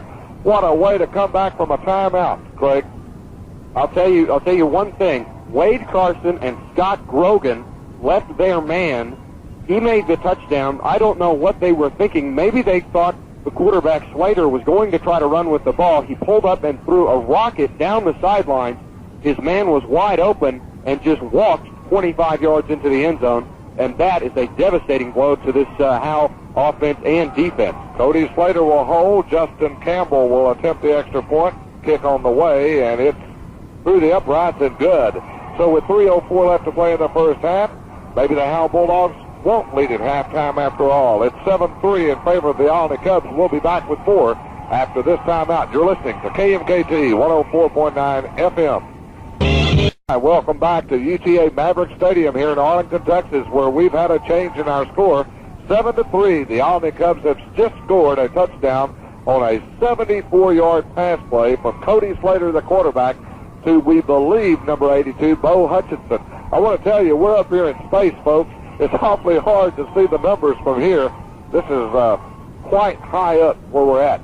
Here's the kickoff, and this one is look out. The Olney Cubs are going to recover this football, and if they do, it's going to be first down and 10 for Olney at the 35-yard line in Howe territory.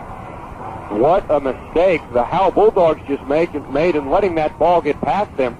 I believe it was James Fulencheck on the front line of the Howe Bulldogs on the kickoff receiving team who just watched that ball roll by him. I guess he thought it must have been going out of bounds, and someone was alert enough on the Olney Cubs side of the field to jump on it. And with 2:57 left, you're on the 38-yard line of the Howe Bulldogs, first and 10, and things just seem to be turning around 360 degrees. I mean, the Howe Bulldogs were dominating in the last about 10-15 minutes of this game, and then all of a sudden it's all Olney Cubs. Let's go down the field with Gentry Little. All right, BK, that on the field, that was a perfectly executed onside kick. Once again, we've got a Howe Bulldog down. I was getting ready to say earlier, because of all these injuries, there is concrete right under this surface, and it's really players are used to being hit that hard. Good report on Chris Hartwell. He does not have a broken arm. He's just got a sprain, and he may be back. It's interesting right now on the touchdown pass, BK, real quickly. What happened was they got caught in the wrong coverage. The defensive back, for Howe, Wade Carson, did not follow the tight end going in motion, and that's what happened on the touchdown. So what Coach McQueen wants to do is try to run out the clock, maybe get in position for a field goal. And at the end of this quarter, BK, we will talk to the coach for the Olney Cubs, Danny Eldman, whose club is up 7-3. Back upstairs.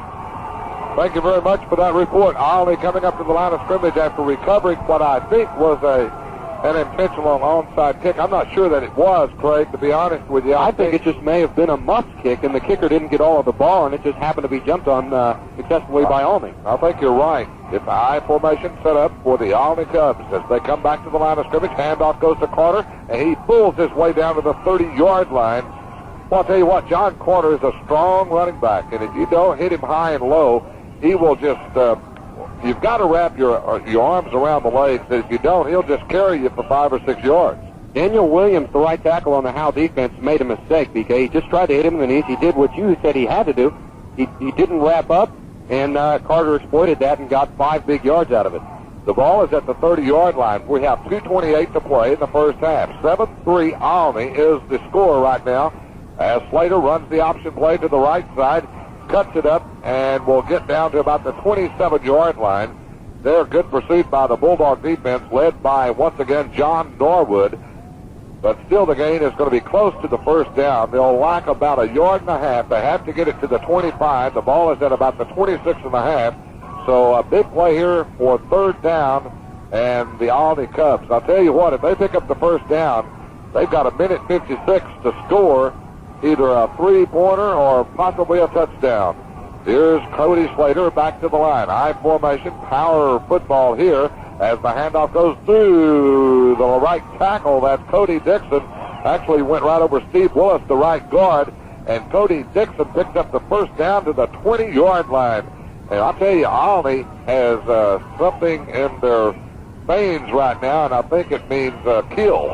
I think you're right, BK, and plenty of time left on this clock. The clock only at 1:35 right now, and the ball at the 20-yard line, and Olney on the verge of getting their second penetration of the evening. As we found out last week, penetrations can be very important, and Olney is driving.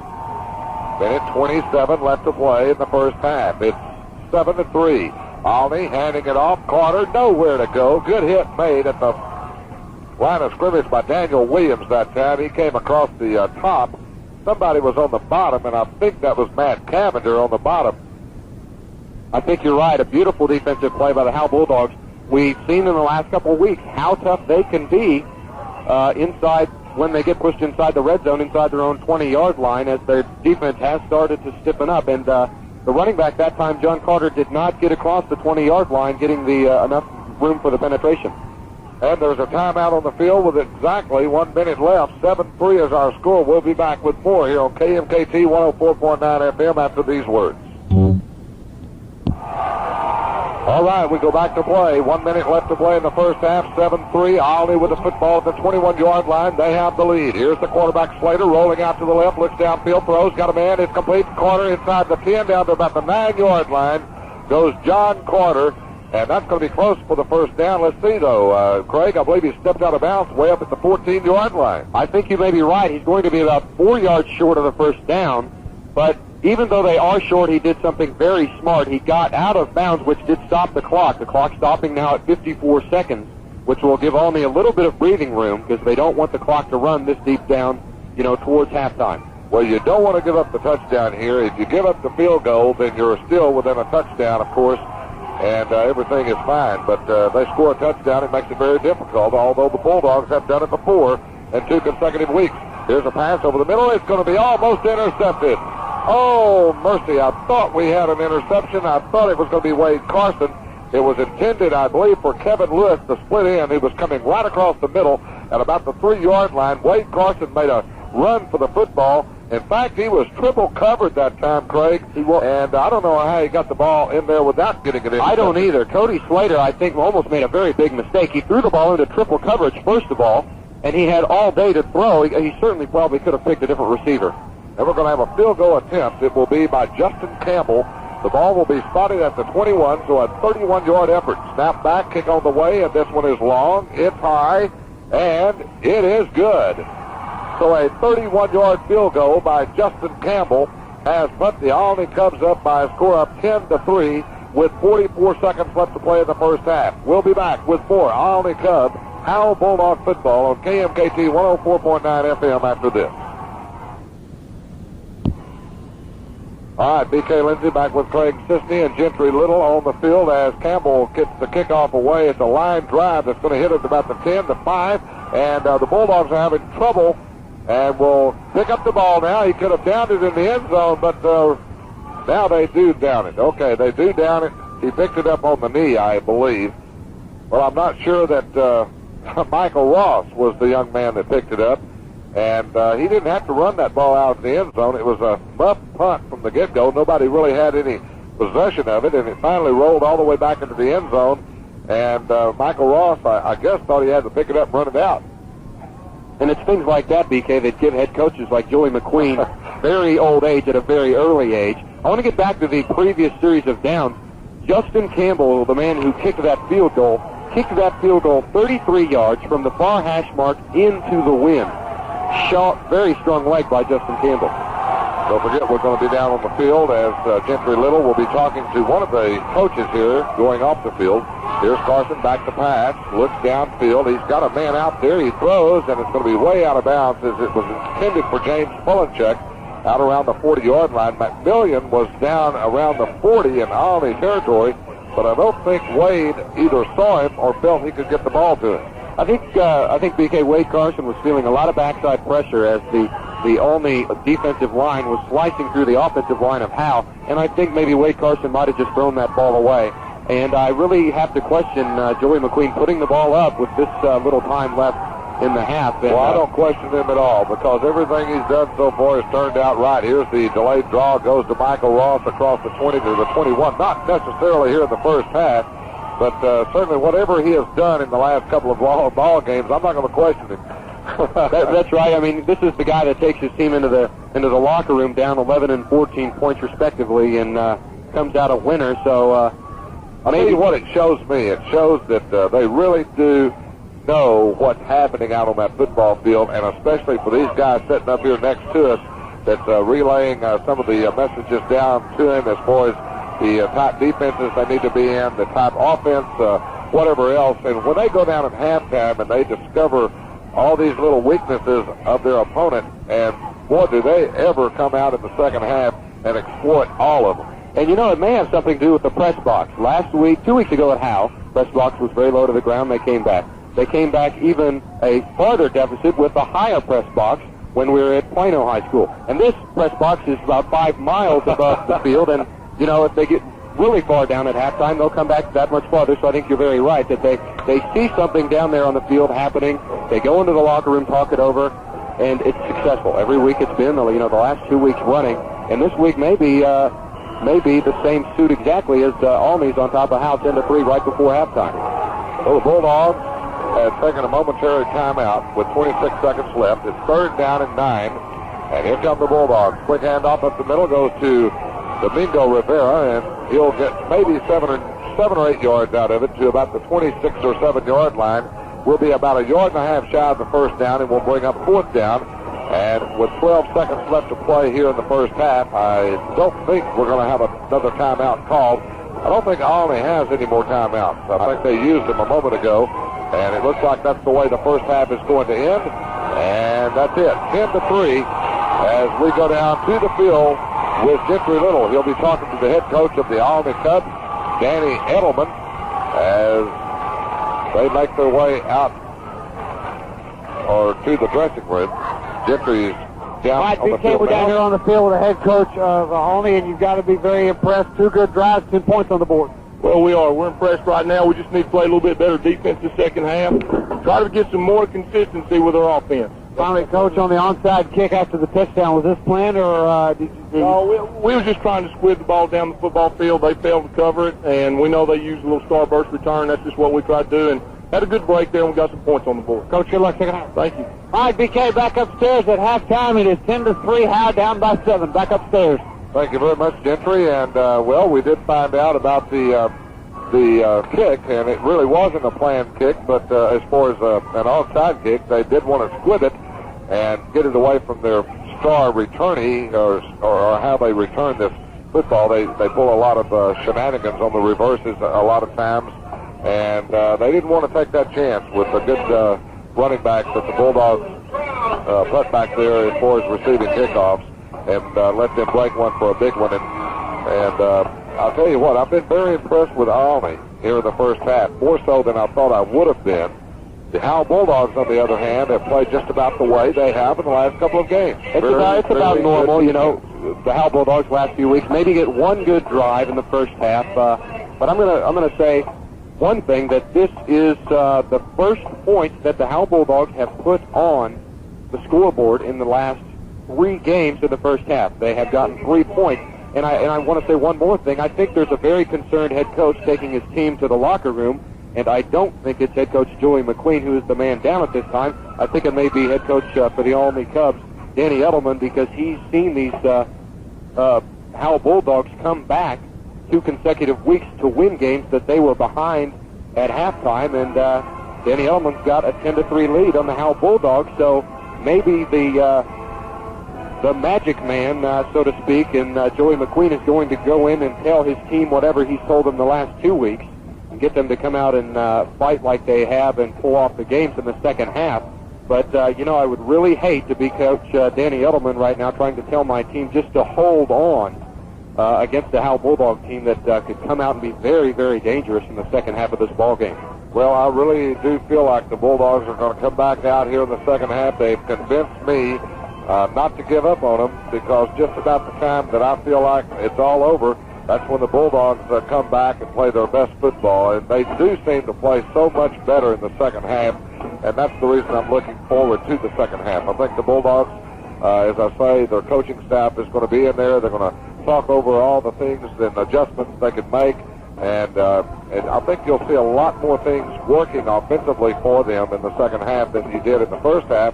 They had that big drive of 20 plays that resulted in a total of 3 points. They eat up something like 12 and a half minutes of the clock on that drive. And I think at that point I felt like the Bulldogs were beginning to take over this football game. And then all of a sudden, Olney breaks with a big 74-yard pass play. And they're leading in this football game, and then of course right after that they take advantage of actually it was a miscue on the part of the Howe Bulldogs specialty teams when they kicked off. Everybody was not expecting a swift kick, I guess, of that short nature, and before they did, the Olney Cubs were down on the football and recovered it and taken in to score 3 points. Exactly right. I think that maybe the front line on the return team of the Howe Bulldogs was just so used to seeing their deep men get the ball, do the little razzle-dazzle and get the nice return, that they thought, oh, what the heck, the ball's a squib kick, and we'll let it go back to our deep men, and they'll get it off the ground and bring it down the field like they have in the past. I think they thought it was going to roll out of bounds. Yeah, I agree. And then all of a sudden it kind of took one of those weird bounces, and that's the thing about a football. You never know how it's going to bounce, and about the time you think, well, it's going to go out of bounds, it takes a backward bounce, and all of a sudden here Olney has the football, and they're set up at the 35-yard line. They drive 15 yards, get a 31-yard field goal, and they've got a 10-3 lead. So they've got to be feeling really good. These two teams really complement one another, and they almost are carbon copies of one another, really, as far as their season went.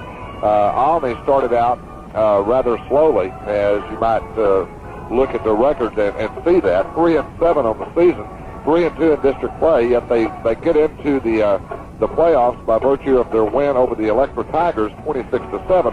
And from that point, though, losing to Jacksboro 27-0, then coming back and beating them in the playoffs, I think that has really told this team something. Hey, we're a good football team. We beat a good football team in Jacksboro, and hey, let's go out there and show people we do belong in the playoffs. For the Howe Bulldogs and for the Olney Cubs, you've got to give all the credit in the world to their coaching staff, to their fans, because it's very easy when you're 1-3 or 2-4 in the middle of the season, and everybody's counted you off. It's very easy not to be able to go back out and practice the next week and really feel like that you are a good enough football team that you can win a district championship.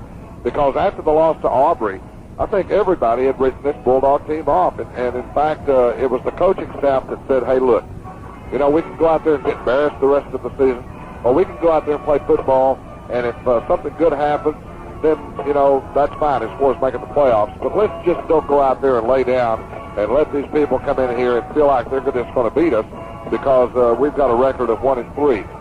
And, man, this team just turned it around. You give all the credit in the world to the coaching staff, because it's easy to let a team get down and just go through the season and not really have any confidence in what they're doing. Likewise, BK, I want to point out also Coach Danny Edelman and how the fans have stuck with this ball club, and I'm speaking of the Olney Cubs.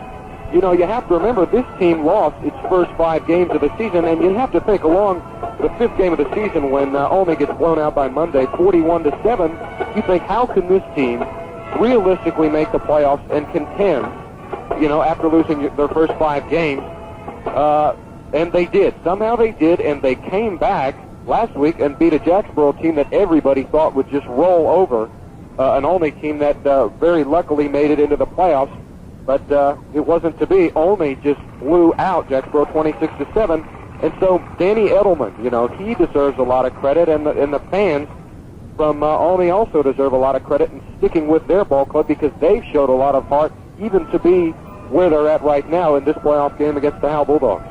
Well, the Olney Cubs started out with a 1-point loss to Bridgeport, 15-14, and then, of course, they lost to Eastland, 18-3. Then Floyd, 27-7. They lose to them. They lose to Jacksboro, 27-0, and they lose to Mundy, 41-7. You think, wow, boy, this team is not going anywhere. 0-5. Who would be going anywhere to 0-5? Then they turn it around. They beat Seymour, 29-3. Then Holiday, 20-14. Then they lose a close one to Archer City, 10-7.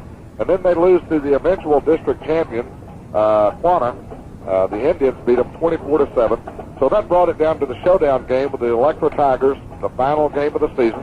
And if I recall, they were like 14-point underdogs in that game and ended up winning it 26-7. And if I recall last week, they were 18-point underdogs to Jacksboro and ended up winning it 26-7. So 26-7 may be something of an omen for this team. I'm not sure, but when they score 26 points or above 20 points, you better look out.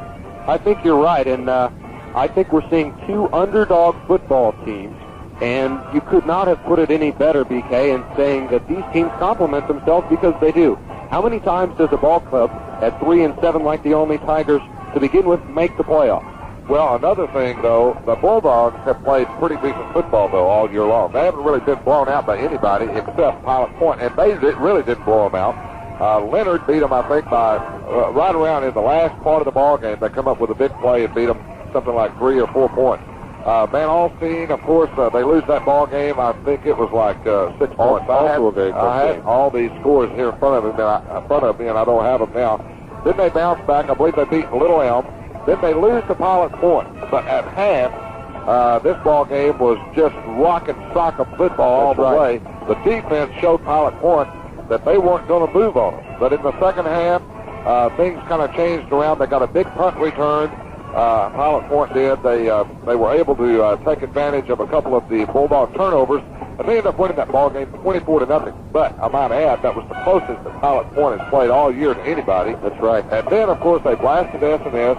They lose to Aubrey in a big upset. That was a big, major upset at that point, because you got to feel like that the Bulldogs and Aubrey, at that point, Aubrey looked to be not going to be able to handle the Bulldogs. But they handled them, I think it was like 14-7, and then everybody wrote off the Bulldogs. They were not going to make the playoffs. They go in, they beat Whitewright, they go in, beat Callisburg, and then they just, they come back from nowhere to beat the Bells Panthers in order to get into the playoffs, and they did that the same way they did last week against the Salina Bobcats. And then tonight, they're going to have to do it a third consecutive time. That's right. I think maybe getting back to the Bells game, I think maybe that may have been the spark that started the fire with this Howe Bulldog team, and just showed everyone that indeed that this team was a contender.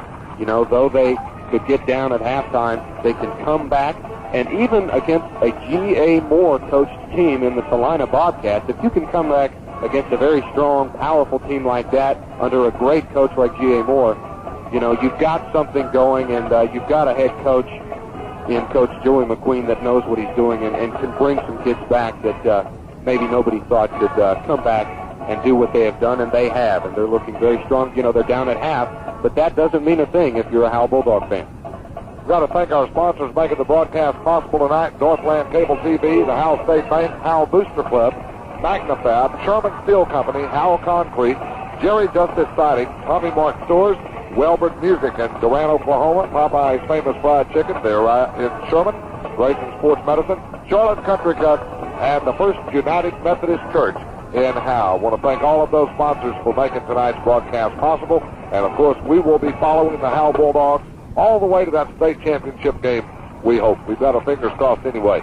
3 for the Bulldogs, 10 for the Olney Cubs here at half. And KMKT 104.9 FM will continue our broadcast when we come back in 3 minutes.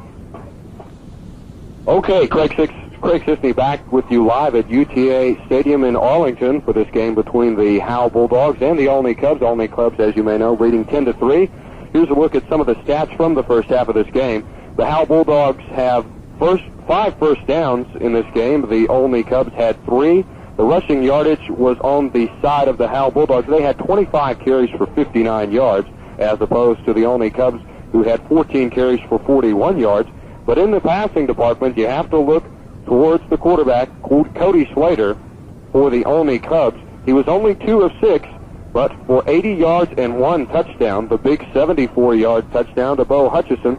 So 74 of the 80 total passing yards for the Olney Cubs came on the 74-yard touchdown.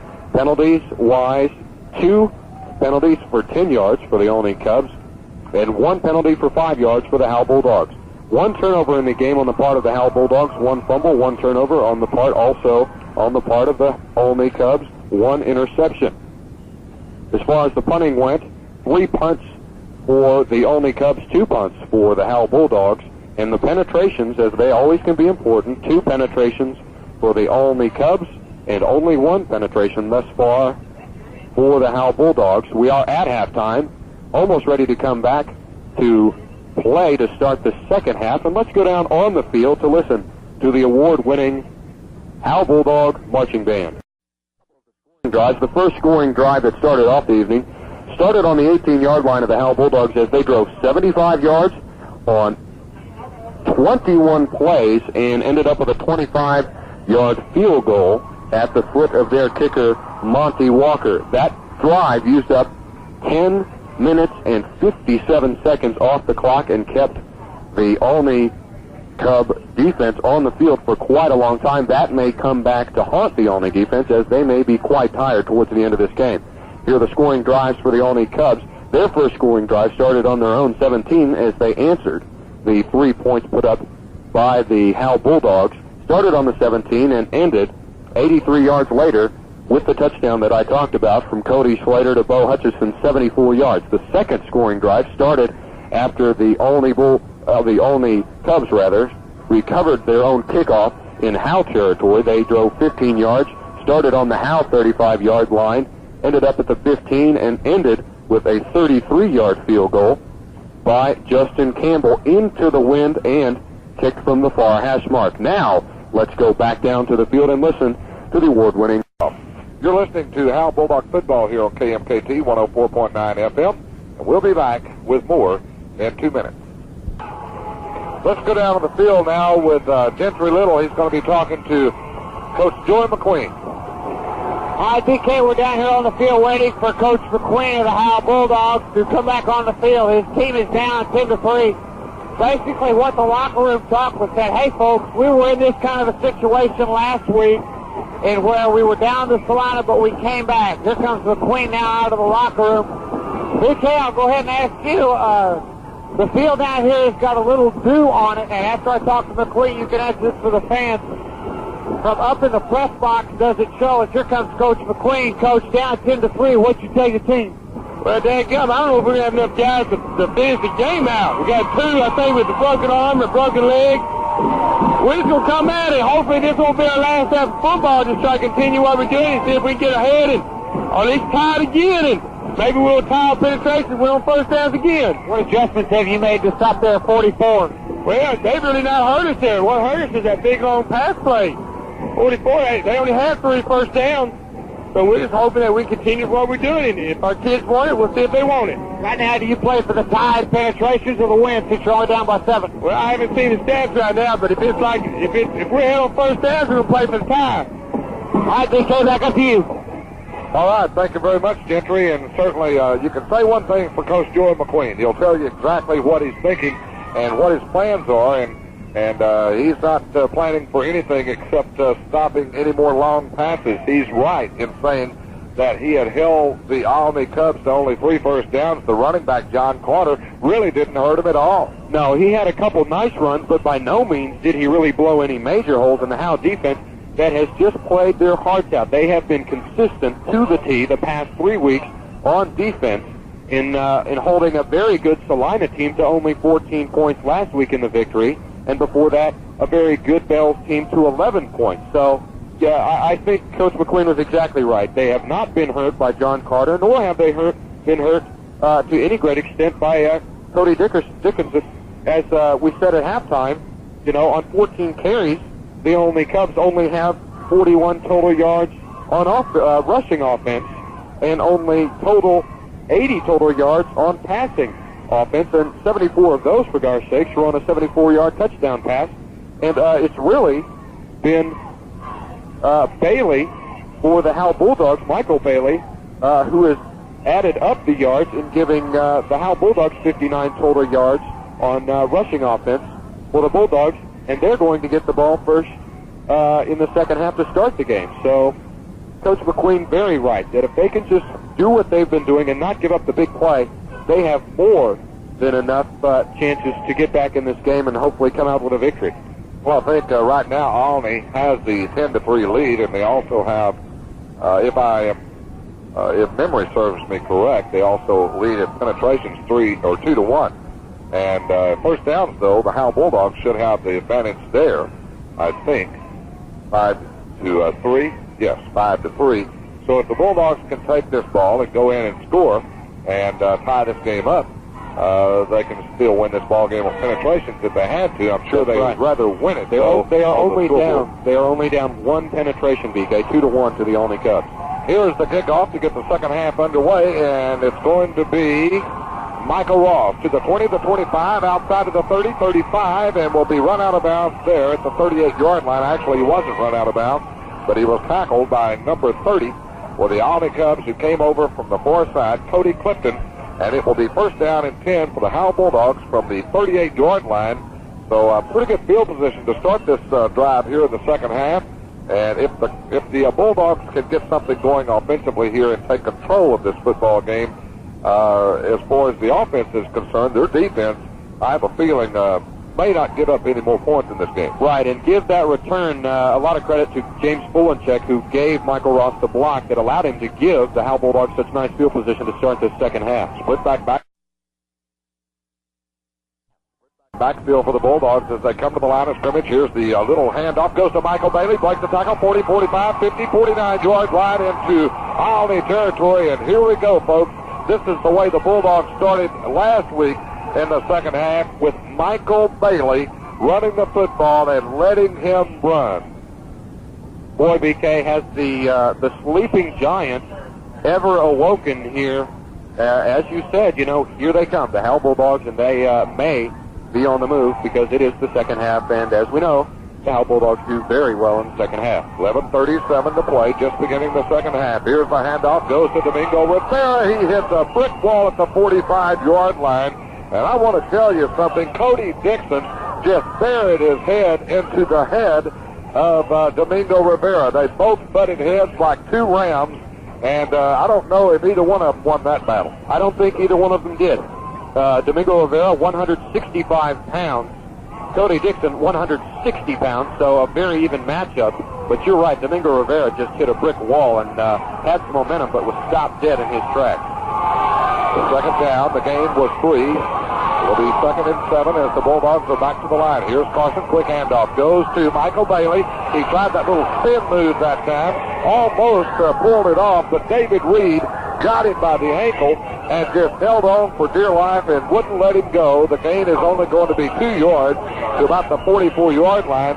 If he breaks that tackle, he has got lots of room on the left side. Exactly, BK, and what a move by David Reed. 280 pounds, he stops Bailey. He's too big to be playing high school football. Here they come back to the line. Split backfield. Here's Carson. Fakes to the left. Now rolls to the right. Got lots of room. To the 40. To the 35. To the 33. First down. Howe Bulldogs.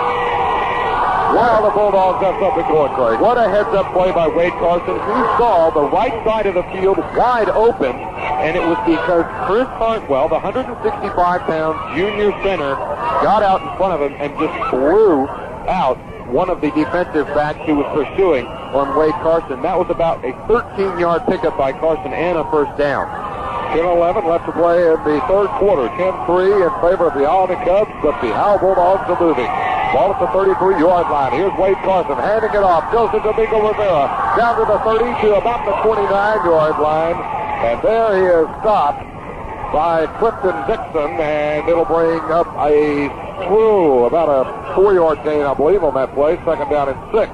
Domingo Rivera, each time he has carried the football, Craig, it has been designed to go up inside, but there's been nothing there, so he's had really no choice but to try to take it to the outside, and that time he made some pretty good yardage. You're right. He's not had anything inside and has chosen to come around this near left side on each prior call of it. Strong side of the left. Here's a little delayed misdirection play to Michael Bailey, who'll get it to about the 27-yard line behind Jared Powell and also Trey Dedman on the right side. And he picks up about 3 more yards. It'll bring up third down. Looks like about 3 still needed for the first down. Let's go down on the field with Gentry Little.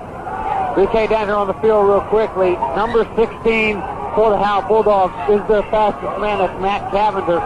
What some of the players are saying, if we could run 16 on a streak pattern down the near sideline and beat 30, you'd have 6 back upstairs. All right, third down and 4 facing the Bulldogs. Here's Carson. Fakes to the right, rolls to the left, looks downfield. He's got a man. It's going to be tipped and knocked away on a nice defensive play by Cody Dixon.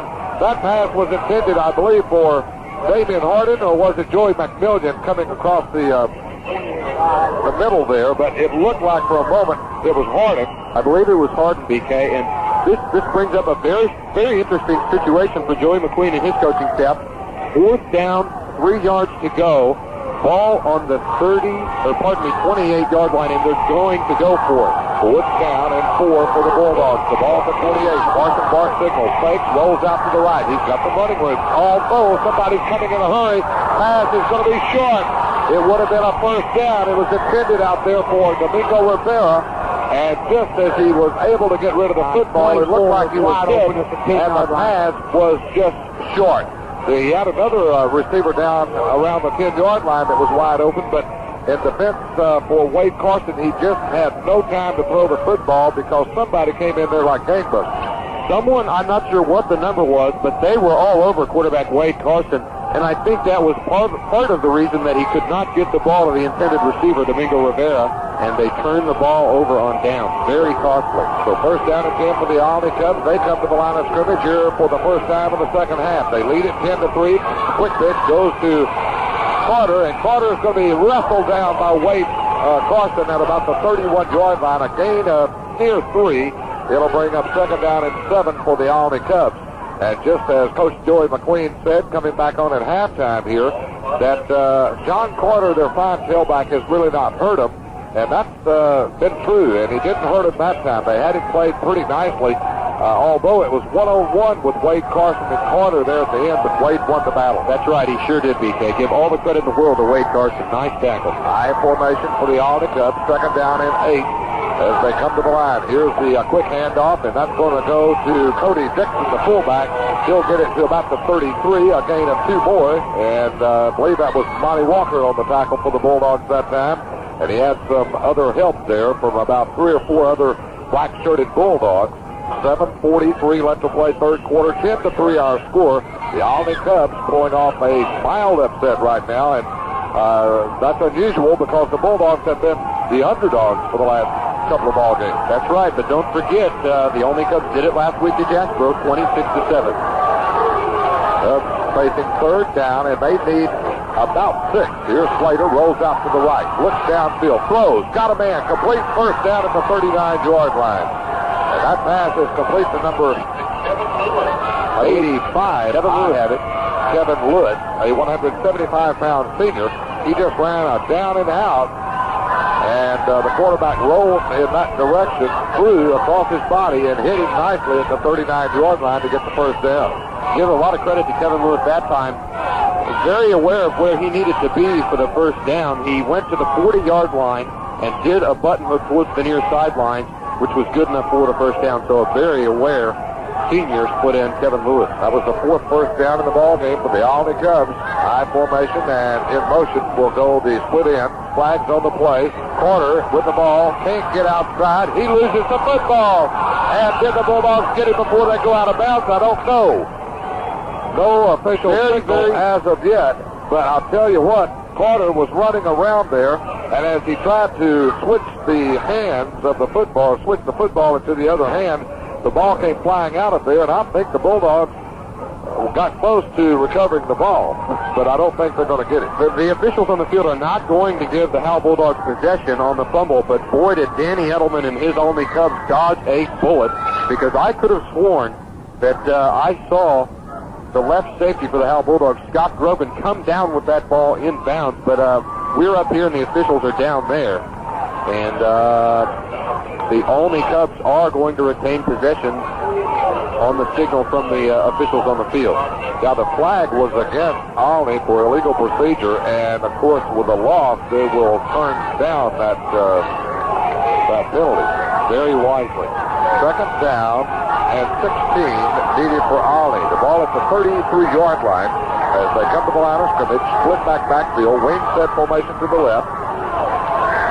Here's the quarterback rolling out to the right, looks downfield, throws. He's got a man out there, and is overthrown at the 35-yard line, and that was the number 89. He was streaking down the sideline, Billy Hall, and he had his man beaten by about a step or two. Had the ball been a little less thrown, that would have been maybe another 6 points. Very close to being 6 points, and as hard as it is to believe, Cody Slater threw that ball 35 yards on a full sprint and overthrew his intended receiver. What an arm Cody Slater just showed. He's only 150 pounds and a sophomore. Yeah, he is going to be a good one before he gets to be a senior, I'll tell you. 6:39, clock stops here. Third down and 16. Slater has him back to the line, man in motion. Here's Slater, straight back to pass, wants to set up the screen, does. Gets the completion, but the receiver fell down at the 46-yard line as he caught the football, and nobody was around him. Had he been able to hold on or been able to keep his footing, they might have gotten about at least 8 or 10 yards on the play. All right, BK, down here on the defensive side of the game where Howe is, what happened was on that series, they put in an extra linebacker, took out a defensive back to cover on the screen. It worked, and now Olney will have to punt into what we would call about a 2-mile-an-hour wind. Back Craig, the Bulldogs ought to get good field position here. They dodged a bullet in a big way when the receivers fell down trying to catch that ball on just a very damp turf. Here's the punt. Will be fielded by Domingo Rivera at about the 35, and he gets it, or rather the 45, and he'll get a 1-yard return out of this one, gets it back up to the 46. But give credit to Domingo who fielded that punt, and he could have let it.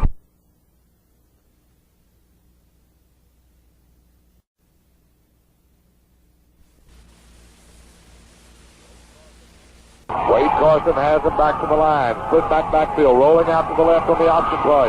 Turns it upfield, gets it to the 48-yard line. Might have got to the 47 in Olney territory. Pretty good gain of 5 yards that time. He had the trailing back following him, but he elected to cut it up inside, and it was a good judgment call by Wade Carson because the pitch man was covered. Yeah, and we've seen the Howe Bulldogs have a little bit of trouble with that play earlier this evening. If you remember, Wade Carson tried to put the ball out to the trailing back Michael Bailey, and they fumbled the ball and gave it up. So the Bulldogs come up facing second down and 3, 5:19 to play third quarter. Olney with the lead. Here's the handoff. Michael Bailey breaking a tackle, still going inside the 45 to the 44. This is a 150-pounder, folks, and he's breaking tackles like he weighs 230. He gets the first down, or he got darn close to it. BK, something very interesting just happened on that play. Michael Bailey got into the defensive line of the Olney Cubs, and David Reed, the 280-pound junior, grabbed Bailey's foot and got his shoe, but he didn't get Bailey. Bailey kept going and got 5 yards.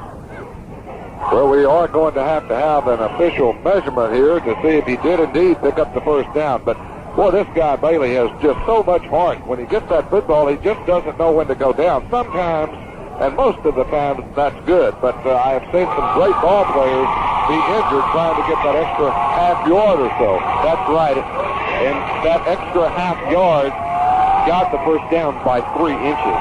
So very good running by Michael Bailey. So the ball is at the 44-yard line, the nose of it just inside the 44. It'll be placed on the left hash mark as the Bulldogs break the huddle. 5:02 left to play third quarter. 10-3. The Olney Cubs have the lead, but the Bulldogs have the football. Here's the handoff. Michael Bailey trying to get outside, and will get to the 40.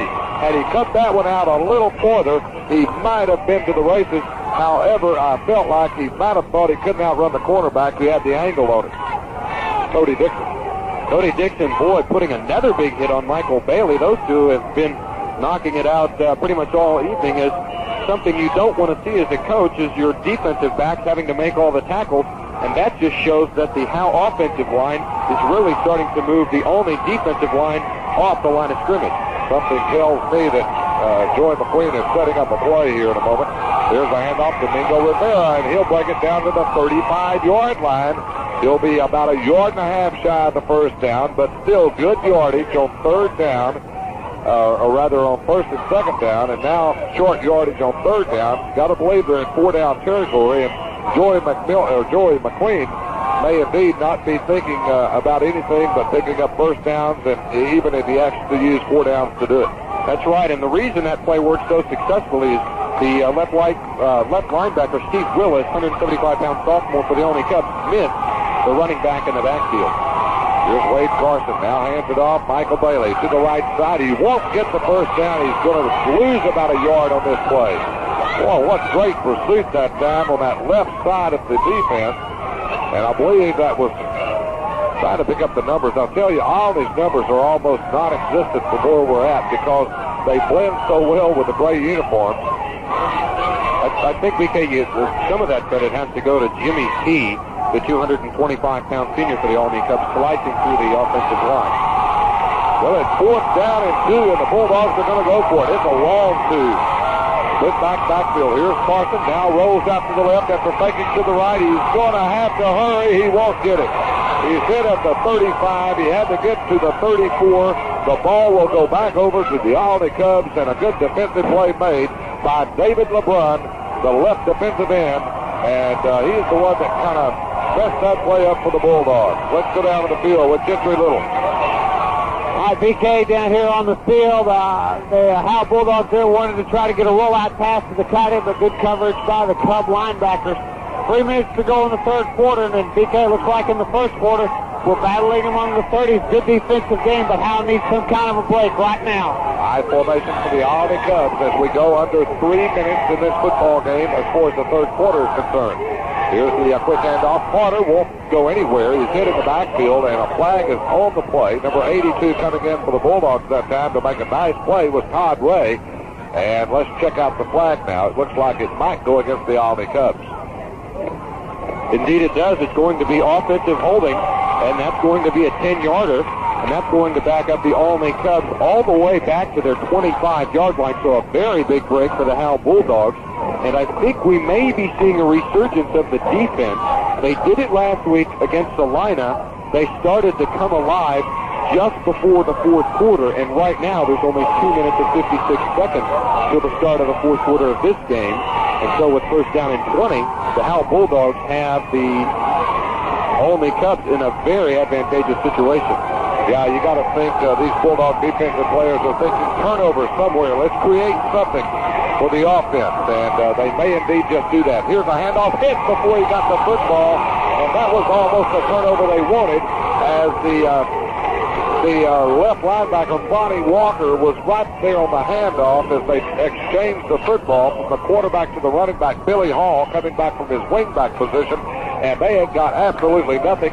In fact, Monty Walker almost got the handoff himself. BK, Monty Walker must have been camped out in the huddle back there with the Olney Cubs because he was in the backfield exactly, even before the running back got the ball. What a great defensive play by Monty Walker. High formation. Now they split it into a split-back backfield with 2 wide receivers to the left.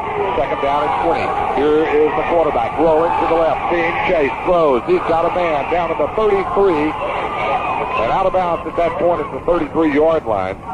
That was Cody Slater, and I believe that was Billy Hall on the receiving end. No, it was not. It was Bo Hutchinson, the tight end, a 175-pound sophomore.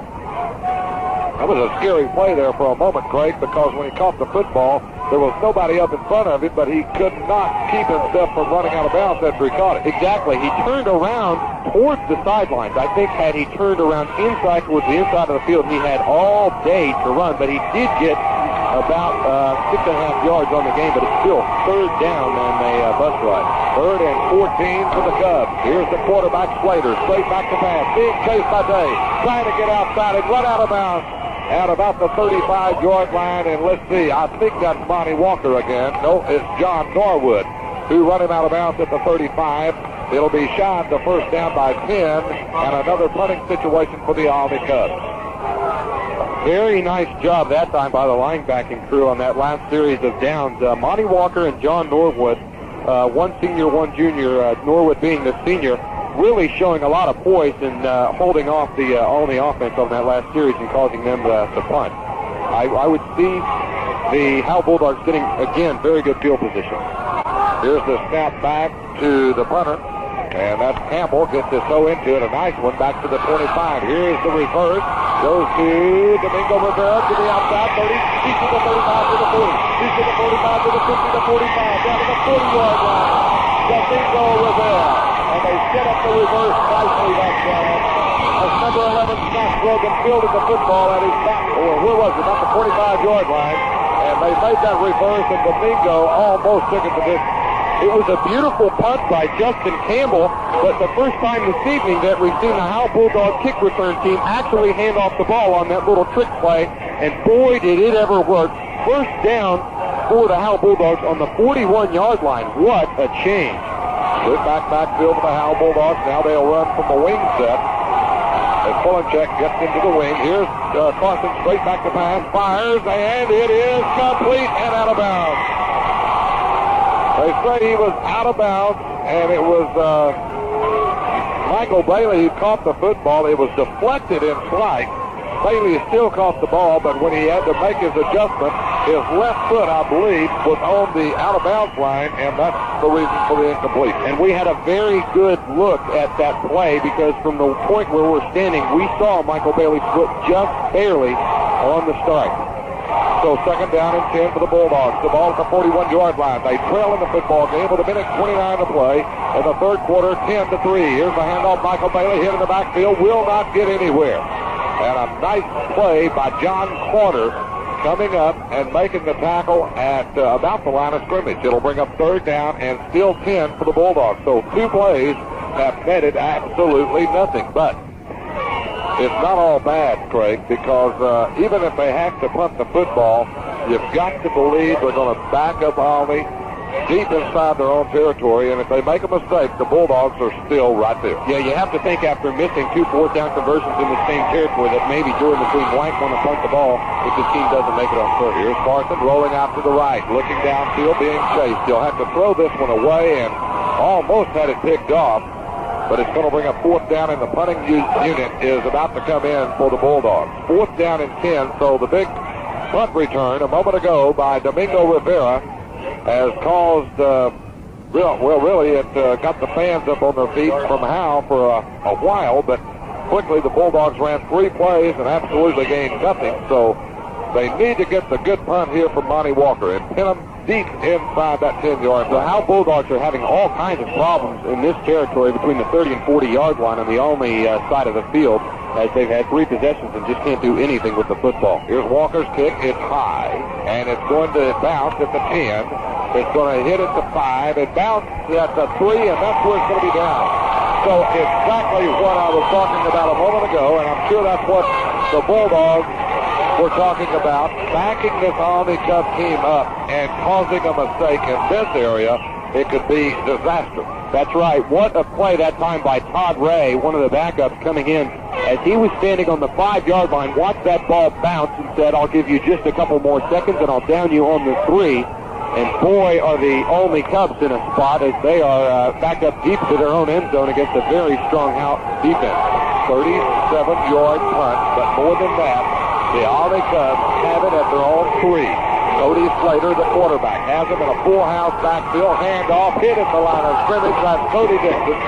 And a good defensive play made by Monty Walker again, as Craig points that out to me. And Craig, I tell you what, if there's a defensive player in tonight's ball game, it's got to be Monty Walker. We saw it last week. John Norwood, the linebacker, the big man on defense. This week, his counterpart, also on defense, also a linebacker, Monty Walker, I think Danny Edelman, the coach for the Olney Cubs, has got to start thinking about running the ball the other way, because right there every time has been the linebacker, Monty Walker. Well, they come out in an I formation. 2 wide receivers to either side. Ollie with the football. Here's Slater, hands it off. Carter gets a little bit of an opening, but not all, just a little bit of an opening, as it was Monty Walker again, and he also had help from John Norwood. The 2 linebackers working side by side, bring it down for about a 2 or a 3-yard gain. That's the end of the third quarter with our score 10-3 in favor of the Olney Cubs. We'll be back with more football here on KMKT in 60 seconds. Lindsay back with Craig Sisney and Gentry Little on the field here at UTA Maverick Stadium in Arlington, Texas. We have a football game at 10-3. Olney, they face 3rd down and 16.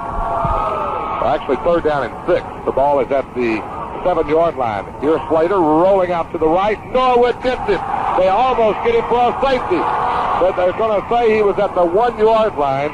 John Norwood and Matt Cavender, and let's see, number 55 over there was there also for the Bulldogs, Jared Howe. And what a nice. How about that for the Dogs? BK, that has got to be the biggest defensive play of the night on the part of the Howe Bulldogs. Well, he hasn't got 15 yards he can get back. This could, I don't know if I would bring somebody to try to block this punt. You may want to do that. He's got the wind behind his back, but boy, I would not want to be the punter right now. He is standing on his end line, in the end zone. Low snap, gets it, gets his kick away. It's the line drive, nice kick, all the way back to the 45. And here they go with a fake reverse this time.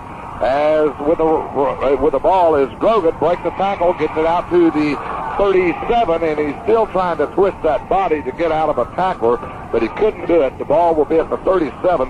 Wow, what a nice punt by Justin Campbell under pressure. I'll tell you what, you can't get under much more pressure than what he was under. No, he had 8 men staring him right in the face. He just barely got the ball off, and goodness sake, he kicked that ball from 9 yards deep in his end zone. It sailed with that wind all the way out to his own 47-yard line, and boy, did he ever need that. Though Scott Grogan did have a very nice return of about 11 yards, giving Howe good field position deep in Olney territory. All right, the Bulldogs come to the line of scrimmage. It'll be 1st down and 10, full house backfield. Now Fulenchek will set up in the slot.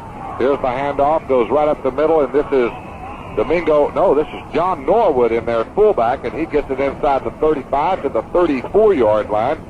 That'll be a gain of about 3, maybe 4 on the play, bring up 2nd down and 6. A new look here using John Norwood as fullback. You know, what the heck, he's having such a nice game on defense at linebacker, especially in that last series. So why not put him in the backfield? And you're right, he did pick up a nice gain of about 3 yards. Well, he was the starting fullback for the biggest part of the season before they switched and put Domingo Rivera in there and allowed Norwood to concentrate more on defense. Here's a handoff, Norwood, 30, down to the 24-yard line goes John Norwood, 1st down. They're going to say he's down at the 25, but a nice play by the Bulldogs on that play as Bonnie Brown and Damian Harden opened up the hole for John Norwood. A very critical 1st down indeed.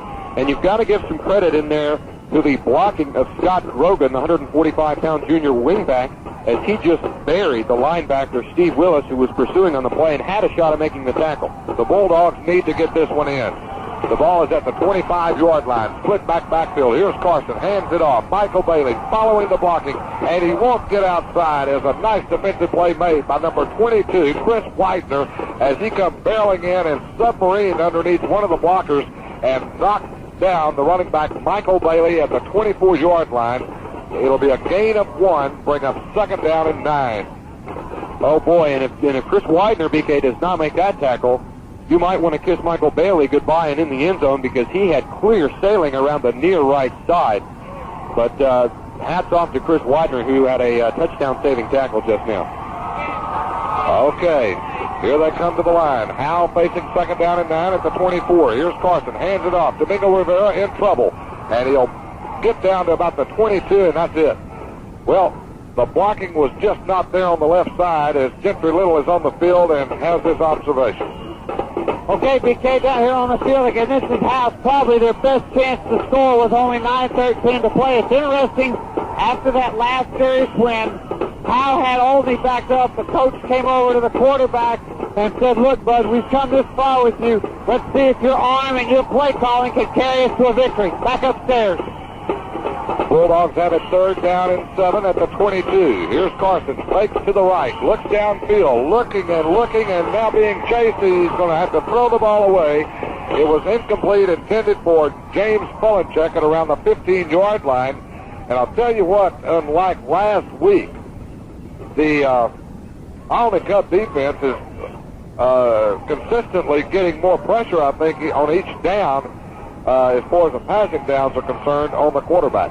Very good observation indeed, and I think a very, very fair observation, because you're exactly right. The defensive line is doing an outstanding job in getting pursuit on quarterback Wade Carson. 4th down. The Bulldogs will have to go for it. They need 6. Here's Carson back to pass. He gets the rush. He's going to be in trouble. He gets out of it, and now he won't get out of it. A big sack all the way back at the 40-yard line, and it's number 22 who came back to make that tackle, Chris Widener. 2 consecutive defensive plays by Chris Widener, and not only do the Bulldogs not pick up the first down, they lose that great field position that they had, as the Olney Cubs will take over at their own 40-yard line, an 18-yard loss. BK, last week the Howe Bulldogs lived by the 4th down. They made every 4th down conversion they tried. This week they have blown 3 consecutive 4th down attempts. We have 8:40 left to play in the football game, and Bulldogs are going to be offsides, or was a lot of our 64 Bulldogs. A lot of finger We'll have pointing. to wait and see, as Kevin Gray says Olney jumped. And I believe he may be right. And I believe that the referees, the way that Howe is looking like they're a little upset right now, it may go the other way. Now, it will be illegal procedure against the Olney Cubs. Okay. 5-yard penalty backs them up to the 35.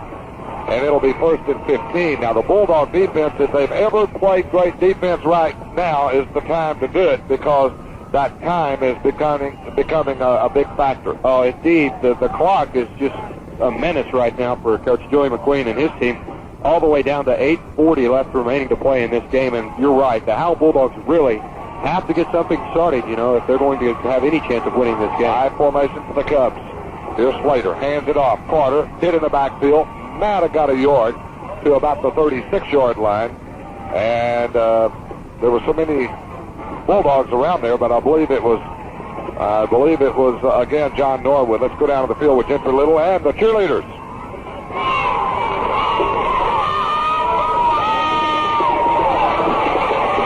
Well, we were going to try to pick up that cheer. 2 bids, 4 bids, 6 $6. We got part of it.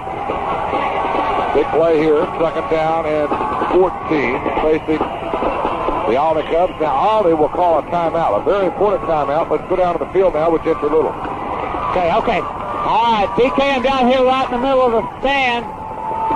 And the score right now, as you said, is 10-3. So what we're going to do right now is have the crowd help us in a cheer. And as soon as I get the cheerleader signal, they're going to try and do 2 bits real quick. But anyway, it's interesting, BK. What happened on that last offensive play with a bad screen was that everybody came through, but there were no blockers outside, so apparently the quarterback couldn't get it off. Here's the...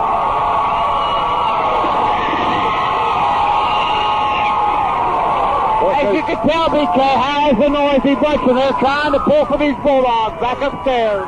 All right, thank you very much.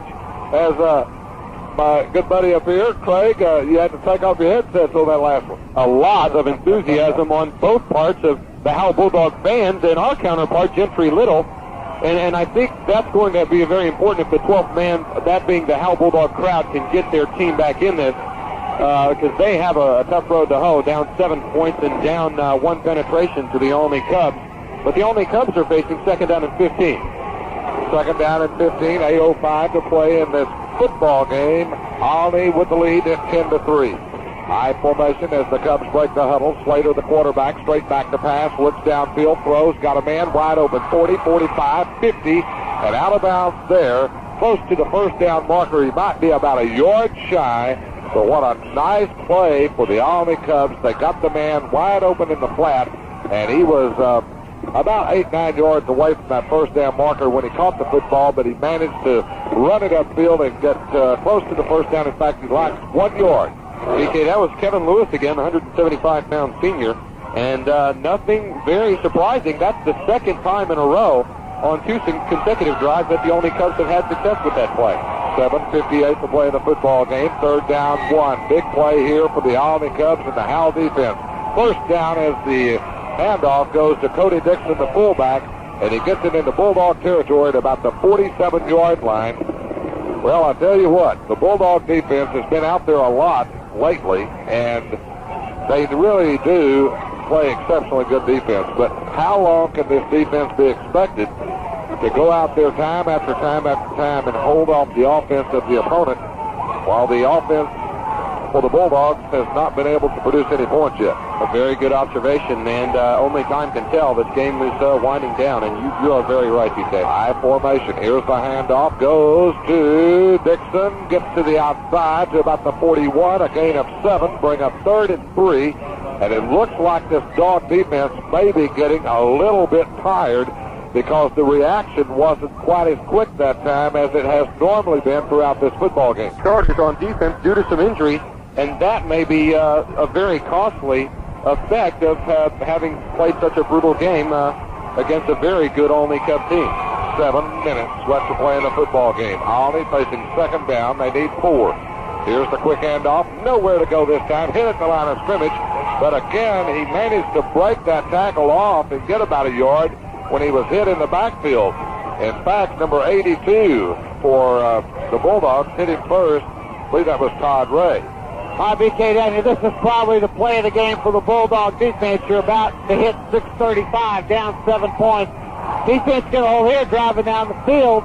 Then the question is, if they score a touchdown, do you go for the tie or the win? Back upstairs to you. Big play, 3rd down, 2. Slater has him back to the line of scrimmage. Bulldogs in a 7-man front. Pitch back hit in the backfield. A great play defensively by number 64, Kevin Gray. And boy, he came in there like gangbusters that time and throws the ball carrier for a loss. This should set up a punting situation for Olney. And if they go for it, in fact, I'm sure Coach Joey McQueen would love for him to go for it here and give his defense a chance to get the ball back in good field position. I think as a coach, BK, Danny Hendelman has got to kick this ball away. He has a beautiful chance with the wind behind his kicker to pin the Howe Bulldogs deep inside their own territory and force them to drive. But the main thing, the Bulldogs will get the football back, barring any kind of a turnover. Justin Campbell gets a good snap back from the center. His toe is into it. This one should go out of the end zone and will. So the Bulldogs get, well, the best of 2 things. They get it out at the 20-yard line, plus they get the football back. That's right. They only have 5 minutes, 35 seconds to work with. They have to drive 80 yards. And I want to take you back to 2 weeks ago against Bells when Joey McMillian, the 145-pound senior, caught the 70-yard touchdown pass from quarterback Wade Carson. And would this ever be a time to see that happen again for the Howe Bulldogs? Because they need something big right now and need it badly. Last score we had, it was Gunner losing to Munster 20-6. I'm not sure what quarter that was in. Here's the quick handoff, and it goes right up the middle. I believe that's Michael Bailey. He gets it to about the 24-yard line. One of the key things that's hurt the Bulldogs tonight certainly has been the fact of the injuries. As Coach McQueen talked about coming back on at halftime, he was wondering if they were going to have enough people to come back and play this football game. Maybe this is the reason they don't play football here at Maverick Stadium. He mentioned that hard concrete, and it is very hard, as I understand. A very dangerous place to play football, and it's showing tonight. Here's Carson straight back to pass. Looks downfield one way. Now nobody open. Throws across the middle. Got a man. Breaks up to about the 30. Should be good enough for the first down. That's Damian Harden on the receiving end, and tackling him there was Cody Dixon, number 15, the safety. And again, the chains will move and the clock will stop while they are setting the chains. Now they'll begin to move again. The clock, 4:40 and counting. They've used up just about a minute off the clock. They started this drive with 5 minutes, 35 seconds. The clock just now at 4:35. James Fulencheck to the near side is a wide receiver. Here's the handoff. Michael Bailey breaking tackles. 40 up to the 45. He's to the 50, the 45. He's to the 40, the 35, the 30, and out of bounds at the 25-yard line. Michael Bailey has done it again. He almost took it all the way, but saving tackle by number 11 for the Olney Cubs was Cody Slater. How about that, BK? What a run by junior Michael Bailey. 43 yards, and he only used 14 seconds off the clock. Hats off to Michael Bailey and the offensive line of the Howe Bulldogs. What a play. 43-yard run, and the Bulldogs are in business at the 25-yard line as we go back to play with 4:20 to play. Here's the handoff. Michael Bailey trying to get to the outside, and he will not be able to this time. He gets it down to the 23-yard line. A gain of 2, bring up 2nd down and 8. But Michael Bailey broke 4 tackles a moment ago in that 40-plus run a moment ago that he had. Let's go down to the field with Jeffrey Little. No, we're not going down there, Craig. I have to wonder with Coach Joey McQueen, after getting the big run by Bailey, he comes back on the very next play and gives it to Bailey again. Bailey had to be extremely tired after that 43-yard run. All right, back to play we go. 2nd down and 8 for the Bulldogs. Here's the handoff, goes to, I believe that's Norwood, as he gets it to the 20, if it was indeed Norwood. No, it was Michael Bailey again. Michael Bailey has run the ball 3 consecutive times. And he's the type of guy, though, that probably goes back in the huddle and says, give me the football again. I believe I can do it. Well, that's right. You find something that works. You know, you get a 43-yard run from a kid, and why not give him the ball again and hope that he can pop something even bigger and hopefully get a touchdown. 3:20 left to play in the football game. The ball is at the 21-yard line. 3rd the Bulldogs. Here's the handoff. And it's going to be Michael Bailey. He's going to twist and turn and flash his way to the 17. And that's where he had to get for the first down. Is it a first down? It will be very close. It's going to be up to the officials. They have to spot the ball where Bailey came down. You're right. He did stretch out his arm. We'll see. They're going to call timeout. Bring this one out with a 6. But I'm going to guess it's a first down. It looks like from here, it is right on the 17. I tend to agree with you. On the 17. If it's short, it's going to be by an inch. And just a few minutes ago, BK, it started to get cold in here. After Bailey's 43-yard run, I'm almost sweating because there's so much anticipation, and the fans on both sides of the field are on their feet, and we have a ball game. Here's from the fans. It is a first down. 3:09 left to play in this football game. The Bulldogs are getting close as Coach Joey McQueen on the sideline. Pete Simmons, the superintendent, has just left with a trophy, and he's going to be down on the field here in a moment, and I'm sure he'd love to keep that trophy. Oh, you know that Pete Simmons wants to keep that trophy and take it home. We have 2:56 left to play in this football game as we come to the line of scrimmage. It's Carson, the quarterback. Take hands off Michael Bailey. 15-yard line, 10-yard line. Michael Bailey just pulling over everybody. What a run by Bailey there, BK. He just pulled over Chris Widener of the Olney Cubs, who had a beautiful defensive series the last time. But this time he put his head down, and I think he was very smart because Michael Bailey just ran right over him. We're having some problems with our on-field microphone, so we may not be able to talk to Gentry too much more tonight. Hopefully we'll be able to. Here's the handoff. Michael Bailey down to the 6-yard line, and it's going to be close for the first down.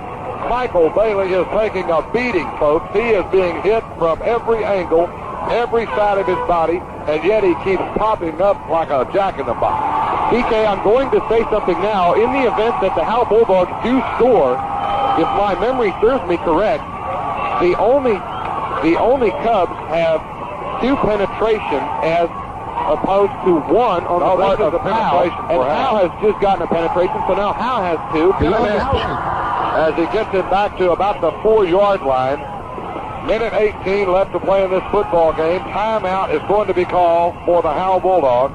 That is their 3rd timeout or their 2nd timeout. It's going to bring up a 3rd down for the Howe Bulldogs. If they can get the ball in the end zone, BK, they will not have to go for 2 points. We're going to be back here in just a moment. We'll take the 60-second timeout and get back to the final moments of this football. Okay, we're back to play. A minute 15 to play in this football game. The Howe Bulldogs trailing by a score of 10-3. But they are down on the 4-yard line, actually the 4.5-yard line after that loss a moment ago. Oh, it's coming right down to the wire, and I'm not sure, but we have got some kind of a football game brewing here. If the Bulldogs can score, They are ahead on penetration, or first down. The penetrations will be tied. Here's Carson, fakes, rolls to the left. He's got a wide open, and it's going to be a touchdown. What a call. How about that? What a call, BK. The quarterback keeper, blind side, takes it all the way around. No blockers in front of him on the naked bootleg, and Wade Carson scoots around from 4 yards for the touchdown, and the Howe crowd is just going crazy. But that was such a fine call, I didn't know how to call it. It was a bootleg to the left, and I'll tell you one thing, he did a great job in getting in. It's going to be now the all-important extra point, and it'll be Monty Walker. And if he kicks this one, the Bulldogs may advance for the second time in 2 weeks on penetration or first down. I would not want to be Monty Walker right now. Here's the snap. Oh, we're going to have offsides, I think. We should have flags. The kick is no good, but we have flags. And I believe it's going to be offsides against Olney. The kick was no good. Let's check it out. Oh, man, this is big time. And I think you're right. It is offsides against the Olney Cubs. What a break, PK. It does not get any closer than this. Almost a minute left in the game. And Monty Walker will have another chance to try this extra point because of the offsides by Olney. And they'll move it down to the 1.5-yard line. And boy, I would not have wanted to be in Monty Walker on the previous kick or this kick for that matter, as he has got to make this kick to keep the Howe Bulldogs alive. Make it or break it time for the Howe Bulldogs right now. Monty Walker will have it about 3 yards closer, 2.5. Here's the kick on the way. No good. It is good. It is good. It was a line drive kick. I thought it went under the goalpost, but it was good, and it had to be good by a hair. How did he make that? I have no idea. It was almost the exact same kick as a moment ago, and that ball looked like, I'm another Brad Jim, it looked like it was underneath the goalpost last night, and when they played the Redskins, it looked the same way this time. I saw the referee duck, and I mean, that ball was so wounded, I mean, it couldn't fly any higher than it did by some way. It got above the goalpost, and Joey McQueen has got to be having a heart attack right now. His kicker misses the first one. I almost had a heart attack. His kicker misses the first one. He gets an offsides on Olney, and now all they do is have to just hope that they can hold the Olney offense and not allow them to score or not allow them to get a penetration, because with only 1 minute and 9 seconds to go, the score has now just tied itself. And all that the Howe Bulldogs have to do is just hold on like they did last week against the lineup, BK. Oh, boy. 109, let's play this football game. We're tied up at 10-10. But unofficially, we have the Bulldogs leading on first down by a bunch. BK, that was an 80-yard drive. The clock started at 5 minutes and 35 seconds. The Howe Bulldogs drove 80 yards for the touchdown and left only 1 minute and 9 seconds on the clock. If we're going to keep it here, we don't want to miss anything at this last minute and 9 seconds. We're trying to find some batteries as we have a malfunction in wireless pipe, but we certainly want to get out on the field in time to get Joey McQueen. BK, I'm looking over here at the coach's booth next to me on the side of the Howe Bulldogs. They seem very calm, but one of the coaches just took off his hat, wiped his forehead, because he just had to be almost as disbelieving as we were up here in the booth, that ball got through the upright, because the Howe Bulldog season hinged on Monty Walker's extra point. That was such a wounded duck, but somehow, I'll never know how, that ball made it through the upright, and you could almost see everybody on both sides of the field, on the Howe side of the field and the Olney side of the field, take a breath when they saw that ball go through the upright as close as it did. It is so amazing. Right now they're having a discussion here, the coaches, as Joey McQueen sends his team back out on the field getting ready to kick off. And there are no men deep at all for the Olney Cubs as the kickoff is set to come. All right, as we go back to play, sorry we were off the air for as long as we were, but they had a couple of timeouts there, and they've just now kicked it off. Monty Walker made an outstanding play. as the running back for the Olney Cubs was dropped at the 20-yard line. That's where we are now. There's a timeout on the field right now. We're going to try to keep it right here because we don't want to lose contact anymore. We've had all kinds of problems with our microphone, Craig. We have our on-field announcer up here in the booth with us, and it looks like, for all intent and purposes, we're not going to be able to talk to the Bulldog players and Coach Joey McQueen following this football game. But I will tell you this, if you people will listen Tuesday night, we will have this ball game on our regular tape delay broadcast at 7 o'clock Tuesday night.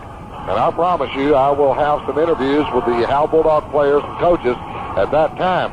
Also, if we can, we're going to talk to maybe some of the players, or at least maybe Coach McQueen, if we can get him up here, as Gentry Little tries his best to do that.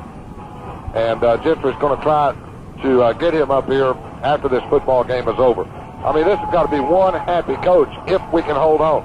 Minute 6 left to play in the football game. Bulldogs and the Olney Cubs all tied up 10-10. And now we have flags on the play, and it's going to be either delay or illegal procedure against the Olney Cubs. And it's going to be illegal procedure. 5-yard penalty. Coach Edelman is beside himself over there. He's got his hands folded. And Craig? BK, I have something that I want to point out to you. On this last series, just before Olney came on to start this drive, they took a timeout. Now, I don't know why, but that must leave them with only one timeout, maybe two, with a minute 6 to go, 80 yards. Yeah, so they've got maybe one timeout at the most to get the ball down the field. For the Olney Cubs, a minute 6 to play, and we don't want to be too premature here because Olney showed that they could score a moment ago in a fast way. Here's the pass downfield, complete, and out of bounds at the 26-yard line. Run out of bounds over there by Domingo Rivera. The pass was caught. Kevin Lewis down there to make that beautiful grab, BK, but more importantly than that, the referee said he got out of bounds to stop the clock. Whether he did or not, it was very questionable, but Coach Joey McQueen is very irate at that official, saying that indeed that Kevin Lewis did not get out of bounds. Nonetheless, the clock did stop with 1 minute even. 60 seconds left to play in this football game as Olney comes to the line. Push backfield, 2 wide receivers to the right side. Here's Slater rolling out to the right, looking for room, being chased. Hartwell couldn't get him, but he does get knocked out of bounds in a big way over there by number 64, Kevin Gray. And it was Gray that really turned this ball game around a moment ago. If you'll recall, on the big play, on a 3rd down and short, he came in and threw the quarterback for about a 5-yard loss, forcing Olney to punt the football. And after they got it back, that was the drive that they made 80 yards and ended up scoring the touchdown. Had it not been for that play a moment ago by Kevin Gray, they might not have had that chance. Exactly, BK, and it brings up a 3rd down and 2, more importantly, and a big 3rd down right here for Olney with only 52 seconds left in their season. 52 seconds left, 3rd down, and a long 2 as Slater blocks the signals. Now will roll out to the left. Now turns and rolls back to the right. They're throwing back, and he is going to get the first down, breaks the tackle. Look out, he's to the 45-yard line. Correction, 35-yard line up to about the 38. I got a little bit ahead of myself here as that play scared the daylights out of me because one player over there was left for Howe to make that tackle. And BK, they've got to get in the huddle, get this play called, because soon as those chains are set after getting the first down, the clock rolls. It just started at 38 seconds. The Olney Cubs have certainly not given up. 38-yard line. They had it first down and 10. 31 seconds left. Here's Slater, the quarterback. Mark signals. The sophomore is back to pass. Looks downfield and throws. This one should be way out of bounds. It is. It was intercepted actually by Damian Horton. He dropped it, but it would have been out of bounds anyway. Good defense that time. They had it fronted and back. And that pass, had it been caught, it would have had to ricochet some way or another into the receiver's hands. But even those passes give you the jitters. BK, that play took 18 seconds to call, get to the line of scrimmage, and be hiked. And if that happens on this play, that will leave Olney with 3 seconds to win the game.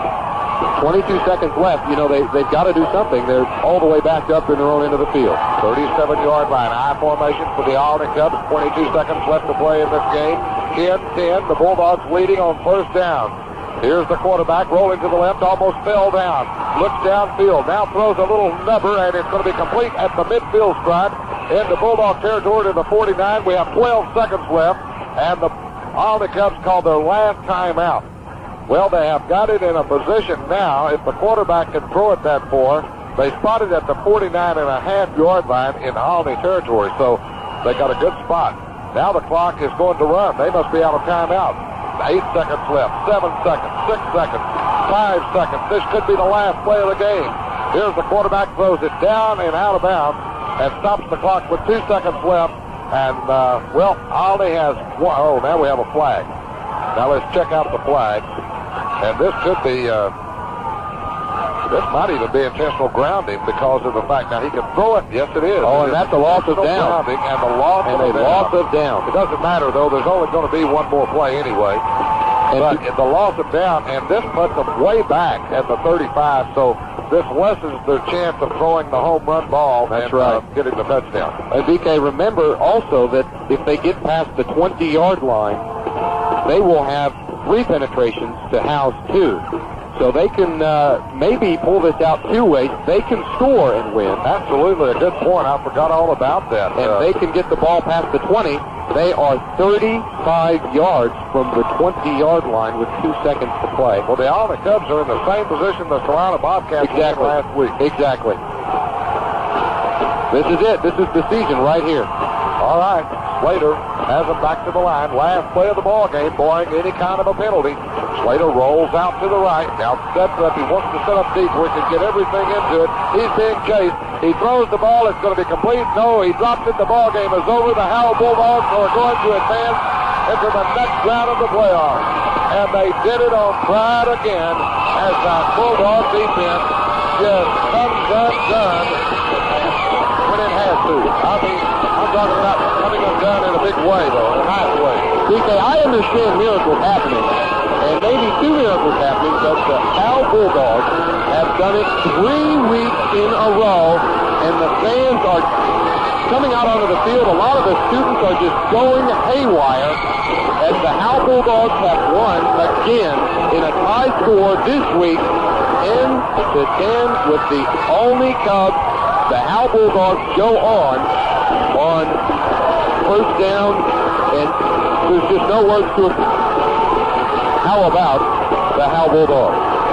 Those Howe Bulldogs. We're not going to be able to talk to Coach Joy McQueen, but we are going to talk to Coach Vernon Richardson, and he's up here, and he was calling a lot of the plays, I'm sure, tonight for the Bulldogs.